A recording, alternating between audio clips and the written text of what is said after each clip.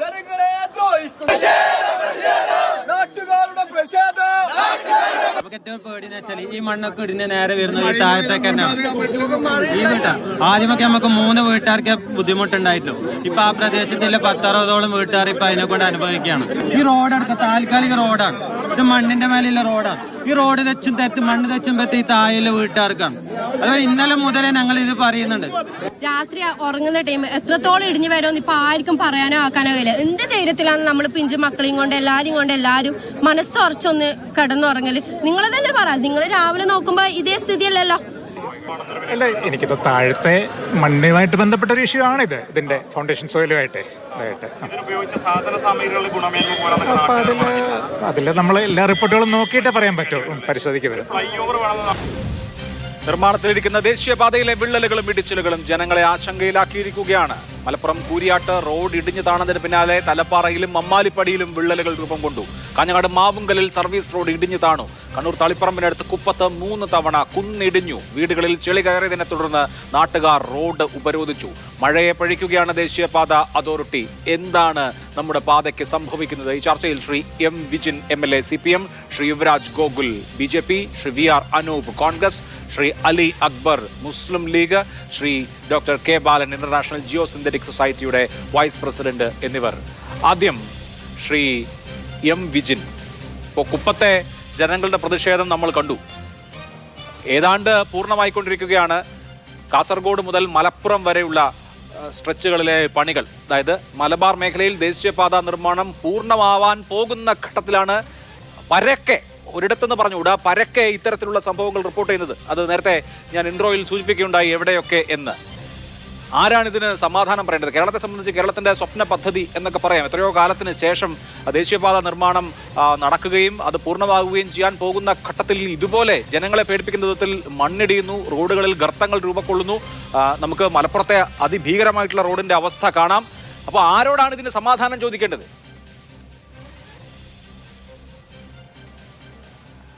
അല്ല, ഇവിടെ കേരളത്തിലെ നാഷണൽ ഹൈവേ വികസനവുമായി ബന്ധപ്പെട്ട് ഒരുപക്ഷെ ഇന്നലെ കേരളത്തിലെ മാധ്യമങ്ങൾ തന്നെ ചർച്ച ചെയ്യുന്നൊരു ഭാഗമുണ്ട്. അതൊരുപക്ഷെ ഈ ചർച്ചയുടെ ഒരു ആംഗിൾ അതെന്തുകൊണ്ട് ഈ ചോദ്യത്തിലേക്ക് പോകുന്നു എന്നതിൻ്റെ ഉത്തരം തീർച്ചയായും ഞാൻ മറ്റൊരു അവസരത്തിൽ പറയാം. അത് സ്വാഭാവികമായിട്ടും ജനങ്ങൾക്ക് കൂടി ബോധ്യപ്പെടുന്നൊരു ഭാഗമുണ്ട്. മറ്റൊന്ന്, കേരളത്തിലെ നാഷണൽ ഹൈവേ യാഥാർത്ഥ്യമാകുന്നതിൽ തീർച്ചയായും അതിൻ്റെ ക്രെഡിറ്റ് പൂർണ്ണമായും പിണറായി വിജയൻ ഗവൺമെൻറ് തന്നെയാണ്. 2013 national highway authority of India ഭൂമി ഏറ്റെടുക്കാൻ കാലതാമസം വന്നതിന് ശേഷം നോട്ടിഫൈ ചെയ്തുകൊണ്ട് 2015 ഓഫീസ് തന്നെ അടച്ചുപൂട്ടി. കേരളത്തിൽ ഇനി ഇതാ നാഷണൽ ഹൈവേ വികസനം യാഥാർത്ഥ്യമാകാൻ പോകുന്നില്ല എന്ന് പ്രഖ്യാപിച്ച് national highway authority of India മടങ്ങിപ്പോയെടുത്ത് നിന്ന് 2016 പിണറായി വിജയൻ കേരളത്തിൻ്റെ മുഖ്യമന്ത്രിയായി വരുന്നതും അദ്ദേഹം ഡൽഹിയിൽ പ്രധാനമന്ത്രിയുമായും അതോടൊപ്പം തന്നെ ഉപരിഗതാഗത വകുപ്പ് മന്ത്രിയുമായി ഉൾപ്പെടെ നടത്തിയ ചർച്ചയെ തുടർന്ന്, നിരന്തരമായ ചർച്ചയെ തുടർന്നാണ് 2019 നാഷണൽ ഹൈവേ യാഥാർത്ഥ്യമാക്കുന്നതിന് വേണ്ടിയുള്ള ചർച്ച വീണ്ടും പുനരാരംഭിക്കുന്നത്. പക്ഷെ ഇന്ത്യയിൽ എങ്ങും ഇല്ലാത്ത വിധത്തിൽ ഒരുപക്ഷെ മുംബൈ മുതൽ തമിഴ്നാട്ടിലൂടെ ക്രെഡിറ്റ് ആർക്ക് എന്നുള്ളതല്ലോ നമ്മുടെ ചർച്ച. ശരിയാണ്, ഒന്നാം പിണറായി സർക്കാർ 2016 അധികാരത്തിൽ എത്തിയതിനു ശേഷം എടുത്തിട്ടുള്ള നടപടികൾ ഇപ്പോൾ ഈ ദേശീയപാതയുടെ പൂർണ്ണതയിലേക്ക് നയിക്കുന്ന വിധത്തിൽ കാരണമായിട്ടുണ്ട്. എനിക്ക് അതിലൊന്നും തർക്കമില്ല. പക്ഷേ നമ്മുടെ നാട്ടിൽ കേരളത്തിൽ പടർന്നുകൊണ്ടിരിക്കുന്ന ദേശീയപാത ഇടിഞ്ഞുകൊണ്ടിരിക്കുകയാണ്. അപ്പോൾ പല കാര്യങ്ങളുണ്ട്. പാരിസ്ഥിതികമായ കേരളത്തിന്റെ സവിശേഷമായ സാഹചര്യം അടക്കം പരിഗണിച്ചുകൊണ്ടുള്ള നിർമ്മാണ പ്രവർത്തനമല്ലേ? വയാഡക്റ്റ് വേണ്ടിടത്ത എംബാക്ക്മെന്റ് പണിതോ ഇതിന്റെ സ്പെസിഫിക്കേഷൻസ് കേരളത്തിന് യോജിക്കുന്നതായിരുന്നില്ലേ? എന്തുകൊണ്ടാണ് ദേശീയപാതയിൽ ഇപ്പോൾ ഈ പറയുന്ന പ്രശ്നങ്ങൾ ഉണ്ടാവുന്നു എന്നുള്ളതാണല്ലോ നമ്മുടെ മുമ്പിലുള്ള ഇപ്പോഴത്തെ വിഷയം. ദേശീയപാതയുടെ ക്രെഡിറ്റ് ആർക്ക് എന്നുള്ളത് നമുക്ക് വേണമെങ്കിൽ തെരഞ്ഞെടുപ്പൊക്കെ വരുമ്പോൾ അല്ലെങ്കിൽ ദേശീയപാതയുടെ ഉദ്ഘാടനം നടക്കുമ്പോൾ ചർച്ച ചെയ്യാം. അല്ല, അതിനല്ല ഞാനിത് പറഞ്ഞത്. അത് തീർച്ചയായും ഞാൻ ഒറ്റഭാഗം കൂടി പറഞ്ഞ് അങ്ങ് തീർച്ചയായും ആ ക്രെഡിറ്റ് പിണറായി വിജയൻ ഗവൺമെൻറ് നൽകിയിട്ടുണ്ട്. പക്ഷെ അതിൽ മറ്റൊരു ഭാഗമുണ്ട്, 2 ഭാഗമുണ്ട്. ഇത് വളരെ സിമ്പിളായ ഒരു ഭാഗം. ശ്രീ അഭിലാഷ് നോക്കുക, ഞാനൊരു സിമ്പിളായ ഒരു ലോജിക്ക് ഞാൻ പറയാം. അങ്ങയുടെ വിയോജിപ്പുണ്ടെങ്കിൽ അങ്ങ് അതിൽ പറഞ്ഞാൽ മതി. സിമ്പിളായ ലോജിക്ക്, അതുകൊണ്ടാണ് ഞാനിത് പറഞ്ഞത്. ഇപ്പം ആർക്കാണ് ഇതിൻ്റെ ഉത്തരവാദി എന്ന് ചോദിച്ചാൽ സിമ്പിൾ ലോജിക്കാണ്. ഒരാളൊരു വീടെടുക്കാൻ തീരുമാനിക്കുന്നു. ആ വീടെടുക്കാൻ തീരുമാനിച്ച് അയാൾ ആ വീടിൻ്റെ തൻ്റെ സ്ഥലം ഒരു കരാറുകാരന് വിട്ടുകൊടുത്ത് പൂർണ്ണമായും അദ്ദേഹത്തിന് കരാറിൽ ഏൽപ്പിക്കുന്നു അത് പൂർത്തീകരിച്ച് തരാൻ. ആ പ്രവൃത്തിക്കിടയിൽ, വീട് പണിയുടെ പ്രവൃത്തിക്കിടയിൽ അതിൻ്റെ തൂണ് തകർന്നു വീഴുന്നു. ഉത്തരവാദി സ്ഥലം കൊടുത്ത് അല്ലെ വീടെടുക്കാൻ തീരുമാനിച്ച അതിൻ്റെ ഓണറാണോ കരാറുകാരനാണോ? സ്വാഭാവികമായിട്ട് നമ്മുടെ നാട്ടിലെ രീതിക്കനുസരിച്ച് ആ കരാറുകാരനാണ് ഉത്തരവാദി. കരാറുകാരനെ കൊണ്ട് നമ്മൾ വീണ്ടും ചെയ്യിപ്പിക്കും. പക്ഷെ വീട് പൂർത്തീകരിച്ചു കഴിഞ്ഞാലോ അത് കരാറുകാരൻ എൻ്റെ വീടാണെന്ന് പറയാൻ പറ്റുമോ? അത് സ്ഥലം വിട്ടുകൊടുത്ത് വീട് എടുപ്പിച്ച ആൾക്ക് തന്നെയാണ് ഇതിൻ്റെ ക്രെഡിറ്റ്. സ്വാഭാവികമായിട്ട് ആ സിമ്പിൾ ലോജിക്കാണ് ഇതിനകത്തുള്ളത്. ആരാണ് ഉത്തരവാദി എന്ന് ചോദിച്ചാൽ ഉത്തരവാദി ഇതിൽ നിർമ്മാണത്തിന്റെ നിർവഹണം നിർവഹിക്കുന്ന നാഷണൽ ഹൈവേ അതോറിറ്റി ഓഫ് ഇന്ത്യയാണ്. അവർ കരാർ കൊടുത്തിട്ട് കരാർ കമ്പനികളാണ് ഇത് നിർവഹിക്കുന്നത്. സ്വാഭാവികമായിട്ടും ഇതിലുണ്ടാകുന്ന വീഴ്ച അത് പൂർണ്ണമായും അത് NHAIക്കുണ്ട്, അതോടൊപ്പം തന്നെ ആ കരാർ കമ്പനിക്കുണ്ട്. അത്തരത്തിൽ പോരായ്മയുണ്ടായാൽ അത് പരിഹരിക്കാനുള്ള ഉത്തരവാദിത്വം അവർക്കുണ്ട്. എവിടെയാണോ വീഴ്ച വന്നിട്ടുള്ളത് അത് അവർ പരിശോധിക്കുക എന്നുള്ളത് തന്നെയാണ് പ്രധാനപ്പെട്ട ഭാഗം. പക്ഷെ അത് മറ്റൊരു ആംഗിളിലേക്കല്ല ഈ ചർച്ചയെ കൊണ്ടുപോകേണ്ടത്. ക്രെഡിറ്റ് സ്വാഭാവികമായിട്ടും അത് യാഥാർത്ഥ്യമാക്കിയവർക്ക് തന്നെ, നേരത്തെ വീട് പണിയിച്ചവരാണോ സ്ഥലം കൊടുത്തവരാണ് അവർക്ക് തന്നെയാണ് പൂർത്തിയാൽ ക്രെഡിറ്റ്. ശരി, ഓക്കെ, ഞാൻ വരാം വിജയനിലേക്ക്. ശ്രീ യുവരാജ് ഗോകുൽ, ദേശീയപാത പണിയുന്നത് ദേശീയപാത അതോറിറ്റി കരാർ നൽകിയ വിവിധ കരാർ കമ്പനികളാണ്. ദേശീയപാതയുടെ ഡിസൈൻ അത് NHAIയുടേതാണ്. ടെൻഡർ കൊടുത്തിട്ടുള്ളത് NHAI ആണ്. സൂപ്പർവിഷൻ നടത്തുന്നത് NHAI നിയോഗിച്ചിട്ടുള്ള എഞ്ചിനീയർമാരാണ്. സ്റ്റാൻഡേർഡ് ആൻഡ് സ്പെസിഫിക്കേഷൻസ് കേന്ദ്ര ഉപരിതല മന്ത്രാലയത്തിൻ്റെതാണ്. പൂർണ്ണമായും ഇതിൻ്റെ നിർമ്മാണം എന്നുള്ളത് NHAIയുടെ കീഴിലാണ്. അവർ കരാർ കൊടുത്തിട്ടുള്ള ആളുകളാണ് ഈ പണിയുന്നത്. എന്ന് മാത്രമല്ല, കരാർ കിട്ടിയിരിക്കുന്ന കമ്പനികളൊക്കെ വളരെ പ്രശസ്തമായ കമ്പനികൾ തന്നെയാണ്. ഏതെങ്കിലും കുഴപ്പമുള്ള കമ്പനികളെ ഈ ടെൻഡർ കൊടുത്ത് ഇങ്ങോട്ട് കൊണ്ടുവന്നുള്ള ആക്ഷേപമൊന്നും എനിക്കില്ല. ഇവിടെ തകർന്ന പാത തന്നെ KNR കൺസ്ട്രക്ഷൻസ് വലിയ കമ്പനിയാണ്, ഈ മേഖലയിൽ പരിചയസമ്പത്തുള്ള കമ്പനിയാണ്. അപ്പോൾ NHAI പണിയുന്ന പാതയിൽ ഈ കുഴപ്പമുണ്ടായാൽ സമാധാനം വേറെ ആരോടും ചോദിക്കണ്ടല്ലോ. തീർച്ചയായിട്ടും അതിൻ്റെ ഉത്തരവാദിത്വത്തിൽ നിന്ന് തൽക്കാലം ഒഴിഞ്ഞു മാറാൻ സാധിക്കില്ല എന്നുള്ളത് തന്നെയാണ് ഉത്തരവാദിത്വ ബോധമുള്ള രാഷ്ട്രീയ പ്രവർത്തകർ എന്നുള്ള നിലയിൽ എനിക്കും പറയാനുള്ളത്. കാരണം നാഷണൽ ഹൈവേ അതോറിറ്റി ഈ റോഡ് പണിയുന്നുണ്ട്. നരേന്ദ്രമോദി സർക്കാരിൻ്റെ ഏറ്റവും വലിയ വികസന നേട്ടങ്ങളിൽ ഒന്നായിട്ട് ഞങ്ങൾ പറയുന്നത് ഇന്ത്യയിൽ അങ്ങോളം ഇങ്ങോളം, ഇന്ത്യയിലെ കന്യാകുമാരി മുതൽ കശ്മീർ വരെ നടന്നുകൊണ്ടിരിക്കുന്ന, നോർത്ത് ഈസ്റ്റിലൊന്നും ഇതുവരെ കണ്ടിട്ടില്ലാത്ത തലത്തിൽ നടന്നുകൊണ്ടിരിക്കുന്ന ഹൈവേ ഡെവലപ്മെൻറ്റ് തന്നെയാണ്. 2014 നരേന്ദ്രമോദി സർക്കാർ അധികാരത്തിൽ കയറുന്ന സമയത്ത് 97,000 കിലോമീറ്റർ ആയിരുന്നു ഇന്ത്യയിലെ ഹൈവേകളുടെ ഡിസ്റ്റൻസ് എന്നുണ്ടെങ്കിൽ ഇന്ന് അത് 1,45,000 മുകളിലേക്കാണ്. മാർച്ച് 2023 വരെയുള്ള, ഇപ്പോൾ വീണ്ടും 2 വർഷം കൂടി കഴിഞ്ഞിട്ടുണ്ട്.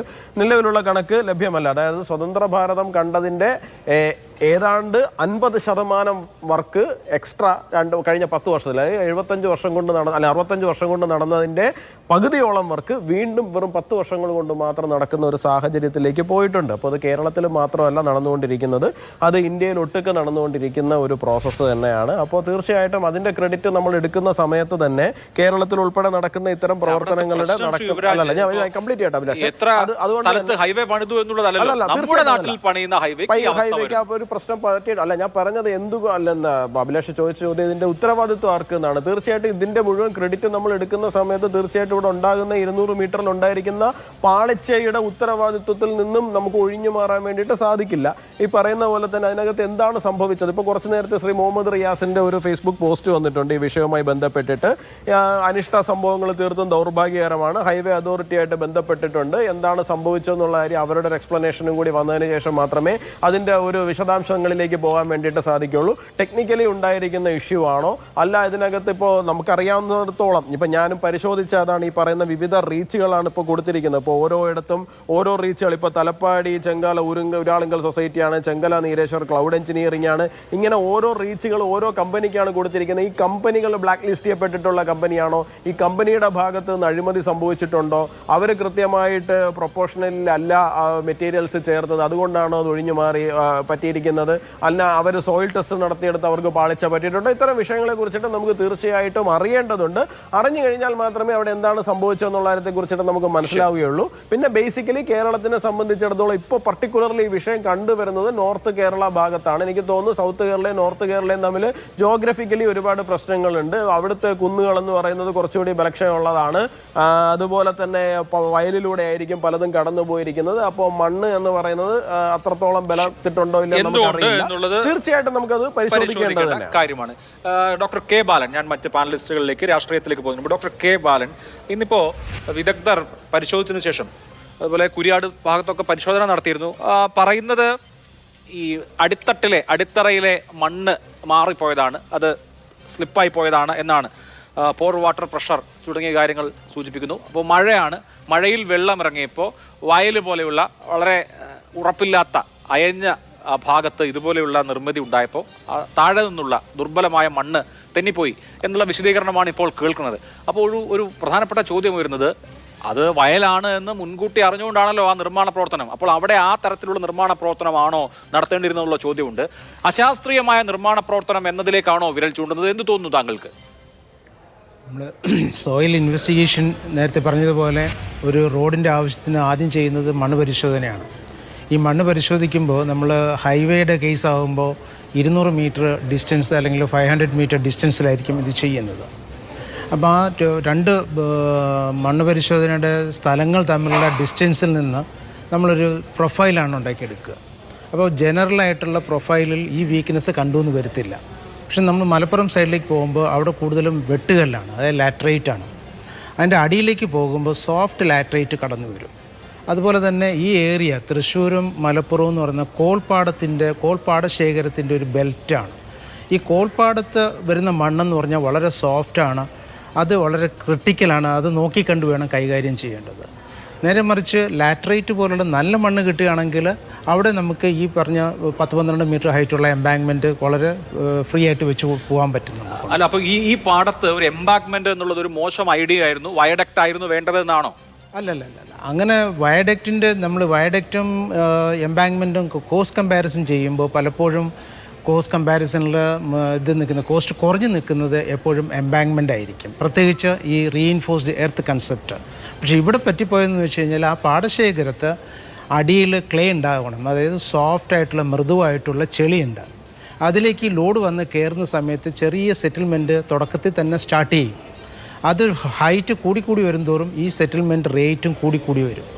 ആ മഴയും കൂടെ വന്നപ്പോഴത്തേക്കും ഇത് ആക്സലറേറ്റ് ചെയ്തിട്ട് ഏതാണ്ട് മധ്യഭാഗത്ത് വെച്ചിട്ട് ഇത് താഴേക്ക് ഇരുത്തുകയാണ് ചെയ്തത്. എന്നിട്ട് ഒരു വശത്തേക്ക് തള്ളി. ആ തള്ളിയപ്പോൾ സൈഡിലുള്ള സർവീസ് റോഡിൻ്റെ മറുഭാഗം നിങ്ങൾ ശ്രദ്ധിച്ചാൽ കാണാം, അവിടെ മണ്ണ് ഉയർന്നു വന്നിട്ടുണ്ട്. അത് സംഭവിക്കുന്നത് എപ്പോഴും അടിയിൽ സോഫ്റ്റ് സോയിൽ ഉണ്ടെങ്കിലാണ്. അതിന് ഞങ്ങൾ പറയുക ഗ്ലോബൽ സ്റ്റെബിലിറ്റി അനാലിസിസ്, അതായത് സോയിലിൻ്റെ ഘടനയും കാര്യങ്ങളെല്ലാം മനസ്സിലാക്കിയതിന് ശേഷം എംബാങ്ക്മെൻറ്റ് ലോഡ് നമ്മൾ കണക്കുകൂട്ടിക്കൊണ്ട് അതിൻ്റെ ഗ്ലോബൽ സ്റ്റെബിലിറ്റി അനലൈസ് ചെയ്തിട്ടുണ്ടാവും.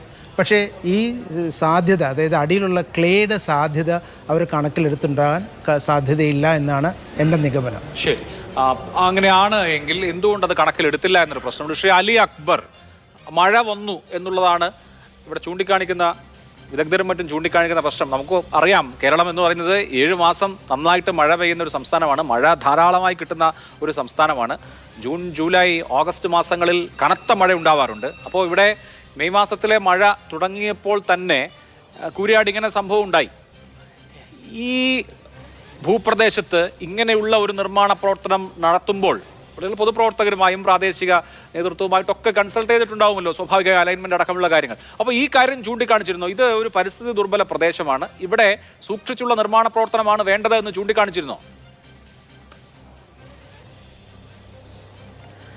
ശ്രീ അഭിലാഷ്, താങ്കളുടെ ചോദ്യം വളരെ പ്രസക്തമാണ്. ഈ സാധാരണഗതിയിൽ വയൽ എന്ന് പറയുന്നത് ഫ്രജൈൽ ലാൻഡാണെന്ന് അറിയാത്തവരാണോ അധികാരികൾ? അങ്ങനെയാണോ നമ്മളെ ടെക്നിക്കൽ എക്സ്പേർട്സ്, എഞ്ചിനീയറിംഗ് ടീം? ഇവിടെ ഒരു സുപ്രഭാതത്തിൽ അവിടെ വയലുണ്ടായതല്ലല്ലോ. കേരളത്തിൽ ഒരു സുപ്രഭാതത്തിൽ ഉണ്ടായതല്ല മഴ. താങ്കൾ പറഞ്ഞതുപോലെ 6-7 മാസം എല്ലാ വർഷവും മഴ സുലഭമായി ലഭിക്കുന്ന ഒരു ഭൂമികയാണ് മലയാള മണ്ണ്. ഇവിടെ ഉണ്ടായ സംഗതി എന്ന് പറയുന്നത് ഈ ഭൂമിക്ക് അനുയോജ്യമായ നിർമ്മാണമല്ല അവിടെ നടത്തിയിരിക്കുന്നത്. അവിടെ നേരത്തെ നമ്മുടെ തദ്ദേശ സ്വയംഭരണ സ്ഥാപനങ്ങൾ അവർ റെസൊല്യൂഷൻ പാസ്സാക്കിയിട്ടുണ്ട്, ഈ നിർമ്മാണം ഇവിടേക്ക് പറ്റില്ല. നമ്മുടെ MLA മാർ, ജനപ്രതിനിധികൾ, പ്രത്യേകിച്ച് ഞങ്ങളെ MLA പ്രിയങ്കരനായ കുഞ്ഞാലിക്കുട്ടി സാഹിബാണ്, അദ്ദേഹം അടക്കമുള്ള ആളുകൾ നിരന്തരം പറഞ്ഞുകൊണ്ടിരിക്കുന്നതാണ്. അപ്പം അവർ പറയുന്നത് ഞങ്ങൾ ഗുജറാത്തിലും മറ്റ് നോർത്ത് ഇന്ത്യൻ സ്റ്റേറ്റുകളിലൊക്കെ നിർമ്മിച്ച് വിജയിച്ച സംഗതിയാണ് എന്നാണ് പറയുന്നത്. ഇവിടെ ഉപയോഗിച്ച മെറ്റീരിയൽ എന്താണ് നിങ്ങൾ അറിയുമോ? വാൾ ലോക്കിംഗ് ബ്ലോക്ക് എന്ന് പറയുന്ന ഇൻ്റർലോക്ക് ഏതാണ്ട് രൂപത്തിൽ വരുന്നൊരു സാധനമാണ്. പക്ഷേ ഇവിടെ നേരത്തെ എനിക്ക് മുമ്പ് സംസാരിച്ച് വിദഗ്ധനായിട്ടുള്ള ആൾ പറഞ്ഞത് വളരെ കറക്റ്റാണ്. അവിടെ പൂർണ്ണമായി ഭൂമി അകത്തേക്ക് പോയിരിക്കുകയാണ്. എന്നിട്ട് തൊട്ടപ്പുറത്ത് ഒരു 10-15 മീറ്റർ അപ്പുറത്ത് വയൽ 2-3 മീറ്റർ ഉയരത്തേക്ക് വന്ന് ഉയർന്ന് പൊങ്ങിയിരിക്കുന്നു. നിങ്ങളുടെ പ്രതിനിധികളടക്കമുള്ള മീഡിയ പ്രവർത്തകർ ഈ സംഭവം ഉണ്ടായത് മുതൽ അവിടെ ഉണ്ട്. പിന്നെ മറ്റൊരു കാര്യം നിങ്ങൾ മനസ്സിലാക്കേണ്ടത് 19-ാം തീയതി ഉച്ചയ്ക്ക് 2:30 മണിക്കാണ് ഈ അപകടം അവിടെ സംഭവിച്ചിട്ടുള്ളത്. അന്നേ ദിവസം കൂരിയാട് ഭാഗത്തും വേങ്ങര ഭാഗത്തും മഴ ഉണ്ടായിരുന്ന നിങ്ങളൊന്ന് അന്വേഷിക്ക്. ചാറ്റൽ മഴ അല്ലാതെ മഴ ഉണ്ടായിട്ടില്ലല്ലോ. ഇന്നലെ പുലർച്ചയല്ലേ കേരളത്തിൽ നോർത്ത് കേരളത്തിൽ സുലഭമായി മഴ കിട്ടാൻ തുടങ്ങിയത്. മലപ്പുറത്ത് ഇന്നലെ മഴ ഉണ്ടായിട്ടുള്ളൂ. എൻ്റെ വീട് ഇത് തൊട്ടടുത്ത പ്രദേശമാണ്. ഞങ്ങളിവിടെ ജീവിക്കുന്നതാണ്. ഇവിടെ കളിച്ചു വളർന്ന ആളുകളാണ് ഞങ്ങൾ. ഇവിടെ ഏതാണ്ട് 6 മാസം മഴ ഉണ്ടായി. മഴ കഴിഞ്ഞ് 2 മാസം വെള്ളം നിൽക്കുന്ന കൂരിയാട് വയൽ എന്ന് പറയുന്ന പ്രധാനപ്പെട്ട പാടശേഖരമാണത്. അവിടെ നിങ്ങൾ മനസ്സിലാക്കേണ്ടത് കേരളപ്പിറവിക്ക് ശേഷം നീണ്ട 56 വർഷം അവിടെ ഞങ്ങൾ യഥേഷ്ടം നമ്മൾ സഞ്ചരിച്ചിരുന്നത്, അഭിലാഷ് അടക്കം സഞ്ചരിച്ചിരുന്ന, നിങ്ങൾ കണ്ണൂരേക്കൊക്കെ പോകുന്ന അതിലൂടെയാണല്ലോ. അവിടെ NH 66 അവിടെ ഉണ്ടായിരുന്നു. ഏറ്റവും കുറഞ്ഞത് ഇതിൻ്റെ എഞ്ചിനീയറിംഗ് ടീം, സാങ്കേതിക വിദഗ്ധർ ആ റോഡിൻ്റെ സ്ട്രക്ചർ എങ്ങനെ പരിശോധിക്കേണ്ടിയിരുന്നു, അത് എങ്ങനെയാണ് ബലപ്പെടുത്തിയത് എന്ന് നോക്കിയിട്ട് വേണ്ടിയിരുന്നു പുതിയ റൂട്ടിലേക്ക് പോകേണ്ടത്. ഇവിടെ ഇത്ര വലിയൊരു റോഡ് ഉണ്ടാക്കുമ്പോൾ ഒരു ഘട്ടത്തിലും ഇത് ശാസ്ത്രീയമായി നിലനിൽക്കുന്ന റോഡല്ല. കാരണം എന്താണ് സംഭവിച്ചതെന്ന് വെച്ചാൽ ധാരാളം ആയിരക്കണക്കിന് മെട്രിക് ടണ്ണ് ഏതാണ്ട് 14 മീറ്റർ ഈ വയലിൽ കൊണ്ട് ഡംപ് ചെയ്തിരിക്കുകയാണ്. അപ്പോൾ സ്വാഭാവികമായിട്ട് ഭൂമി, ഞാൻ നേരത്തെ പറഞ്ഞു അവിടെ വളരെ ഫ്രജലായിട്ടുള്ള ലാൻഡാണ്. അത് സ്വാഭാവികമായിട്ട് താങ്ങാനുള്ള കപ്പാസിറ്റി അതിനില്ല. ലാറ്ററൈറ്റ് അല്ല അവിടെ, അല്ലെങ്കിൽ കരിങ്കൽ പാറയല്ല അതിൻ്റെ പ്രതലം എന്ന് പറയുന്നത്. വളരെ നേർത്ത മണ്ണാണ്. നെൽകൃഷി യഥേഷ്ടം ചെയ്യുന്ന ഒരു വയലിലൂടെയാണ് ഈ റോഡ് കടന്നു പോകുന്നത്. അവിടെ ശാശ്വത പരിഹാരം എന്ന് പറയുന്നത് എലിവേറ്റഡ് ഹൈവേ ആണ്. വയഡക്റ്റോ അല്ലെങ്കിൽ ഫ്ലൈ ഓവറോ മാത്രമാണ് അവിടെ ശാശ്വതമായിട്ടുള്ളൊരു പരിഹാരം. മറ്റൊരു കാര്യം അഭിലാഷ്, നിങ്ങൾ ശ്രദ്ധിക്കേണ്ടത് കഴിഞ്ഞ 45 വർഷം മുമ്പ് 1980 ഉണ്ടാക്കിയതാണ് പിന്നെ കൂരിയാട് തൊട്ടടുത്തുള്ള പനമ്പുഴ ബ്രിഡ്ജ്. അവിടെ ആകെ ആ റീച്ചിനകത്ത് 2 ട്രാക്ക് മാത്രമേ ഉള്ളൂ. സാധാരണഗതിയിൽ നിങ്ങൾക്കറിയാം, ഒരു ഭാഗത്തേക്ക് പോകുമ്പോൾ കോഴിക്കോട് ഭാഗത്തേക്ക് പോകുന്ന അവിടെ കക്കാട്ടേന്ന് കുളപ്പുറം ഭാഗത്തേക്ക് പോകുമ്പോൾ സർവീസ് റോഡടക്കം 3 ട്രാക്ക് ഉണ്ട്. 3 ട്രാക്കിന് പകരം അവിടെ 2 ട്രാക്കേ ഉള്ളൂ. ഈ റോഡ് പൂർണ്ണമായി ഗതാഗത യോഗ്യമാകുന്ന ഘട്ടത്തിൽ വലിയ ട്രക്കുകളൊക്കെ കടന്നു പോകുമ്പോൾ വലിയ അപകടങ്ങൾ അവിടെ പതുങ്ങിയിരിക്കുന്നുണ്ട്. അതുപോലെ തന്നെയാണ് കൊളപ്പുറം പട്ടണം. കൊളപ്പുറം അങ്ങാടിയിൽ നാഷണൽ ഹൈവേനെ കണക്ട് ചെയ്യുന്ന നേരത്തെ റോഡുണ്ട്. കാലിക്കറ്റ് എയർപോർട്ടിൽ നിന്ന് തിരൂർ ഭാഗത്തേക്ക് നിർദ്ദിഷ്ട തീരദേശ ഹൈവേയിലേക്ക് കണക്ട് ചെയ്യുന്ന സ്റ്റേറ്റ് ഹൈവേ. അതിന് ഈ എഞ്ചിനീയറിംഗ് ടീം തന്നെയാവുമല്ലോ സ്വാഭാവികമായിട്ട് ചെയ്തിട്ടുണ്ടാവുക. അവിടെ സാറ്റലൈറ്റ് സർവേയാണ് നടത്തിയിട്ടുള്ളത്. സാറ്റലൈറ്റ് സർവേ നടത്തിയതുകൊണ്ട് ഫലമായി എന്താ സംഭവിച്ചാൽ അപ്പുറം ഇപ്പുറത്തുള്ള അപ്രോച്ച് റോഡ് ഇല്ലാതെ ഒരു ബ്രിഡ്ജ് അവിടെ അശാസ്ത്രീയമായി ഉണ്ടാക്കിയിരിക്കുകയാണ്. ഈ നിർമ്മാണത്തിനകത്ത് ഡ്രെയിനേജ് അടക്കം നിങ്ങളിപ്പോൾ ഒരു ഭാഗം മാത്രമേ പരിശോധിച്ചിട്ടുള്ളൂ. ഡ്രെയിനേജ് അടക്കം എല്ലാം അശാസ്ത്രീയമാണ്. അശാസ്ത്രീയമായ നിർമ്മാണമാണ് ഇത്തരത്തിലുള്ള അവസ്ഥയ്ക്ക് കാരണമെന്നാണ്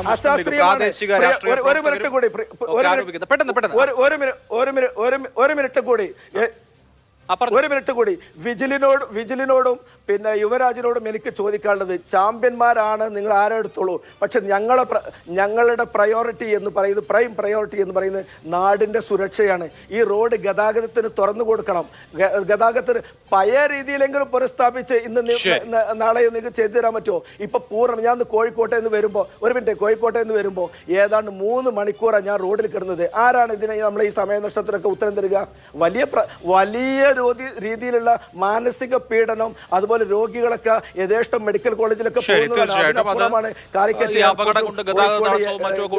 പരിഹരിക്കേണ്ട കാര്യമാണ്. നോക്കാം നമുക്ക്. ഞാൻ അതിലേക്ക് വരാം. ശ്രീ അനൂപ്, ഈ കരാർ എടുത്തിരിക്കുന്ന കമ്പനി KNR കൺസ്ട്രക്ഷൻസ് എന്ന് പറയുന്നത് കമ്പനിയുടെ നരസിംഹ റെഡ്ഡി ഉടമസ്ഥനായിട്ടുള്ള കമ്പനിയാണ്. അവര് വിവിധ സംസ്ഥാനങ്ങളിലായി 8000-ലധികം കിലോമീറ്റർ ദേശീയപാത പണിത് എക്സ്പീരിയൻസ് ഉള്ള വലിയൊരു കൺസ്ട്രക്ഷൻ കമ്പനിയാണ്.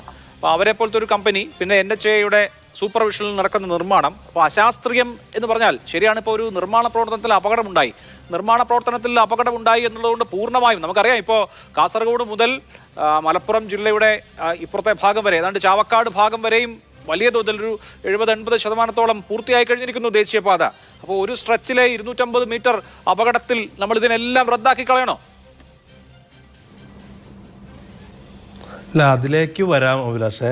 അതിനു മുൻപ് നമ്മളിപ്പോൾ സംസാരിച്ചു കൊണ്ടിരിക്കുമ്പോൾ ഉത്തര കേരളത്തിൽ ഉടനീളവും തൃശ്ശൂർ, ചാവക്കാട്, ചാലക്കുടി വരെ ഉള്ള ആളുകൾ വലിയ അരക്ഷിതത്വത്തിലാണ്. ഇവിടെ അതിനെ അഡ്രസ്സ് ചെയ്യാതെ ക്രെഡിറ്റിനെ കുറിച്ച് സംസാരിച്ചു കൊണ്ടിരിക്കുകയാണ് CPM-ൻ്റെയും BJP-യുടെയും ഉത്തരവാദിത്തപ്പെട്ട പ്രതിനിധികൾ. ക്രെഡിറ്റിനെ കുറിച്ച് നിങ്ങൾ സംസാരിച്ചു, അതിലൊന്നും പ്രശ്നമില്ല. ഇവിടെ BJP-യുടെ പ്രതിനിധി പറഞ്ഞു BJP ഗവൺമെൻറ്റിൻ്റെ അഭിമാനകരമായ പ്രൊജക്റ്റാണെന്ന്. പക്ഷേ ഇതേ പ്രൊജക്റ്റിനെ കുറിച്ച് കൺട്രോളർ ആൻഡ് ഓഡിറ്റർ ജനറൽ പറഞ്ഞ കോടിക്കണക്കിന് രൂപയുടെ അഴിമതിയുടെ യാഥാർത്ഥ്യം അവിടെ നിലനിൽക്കുന്നുണ്ട്.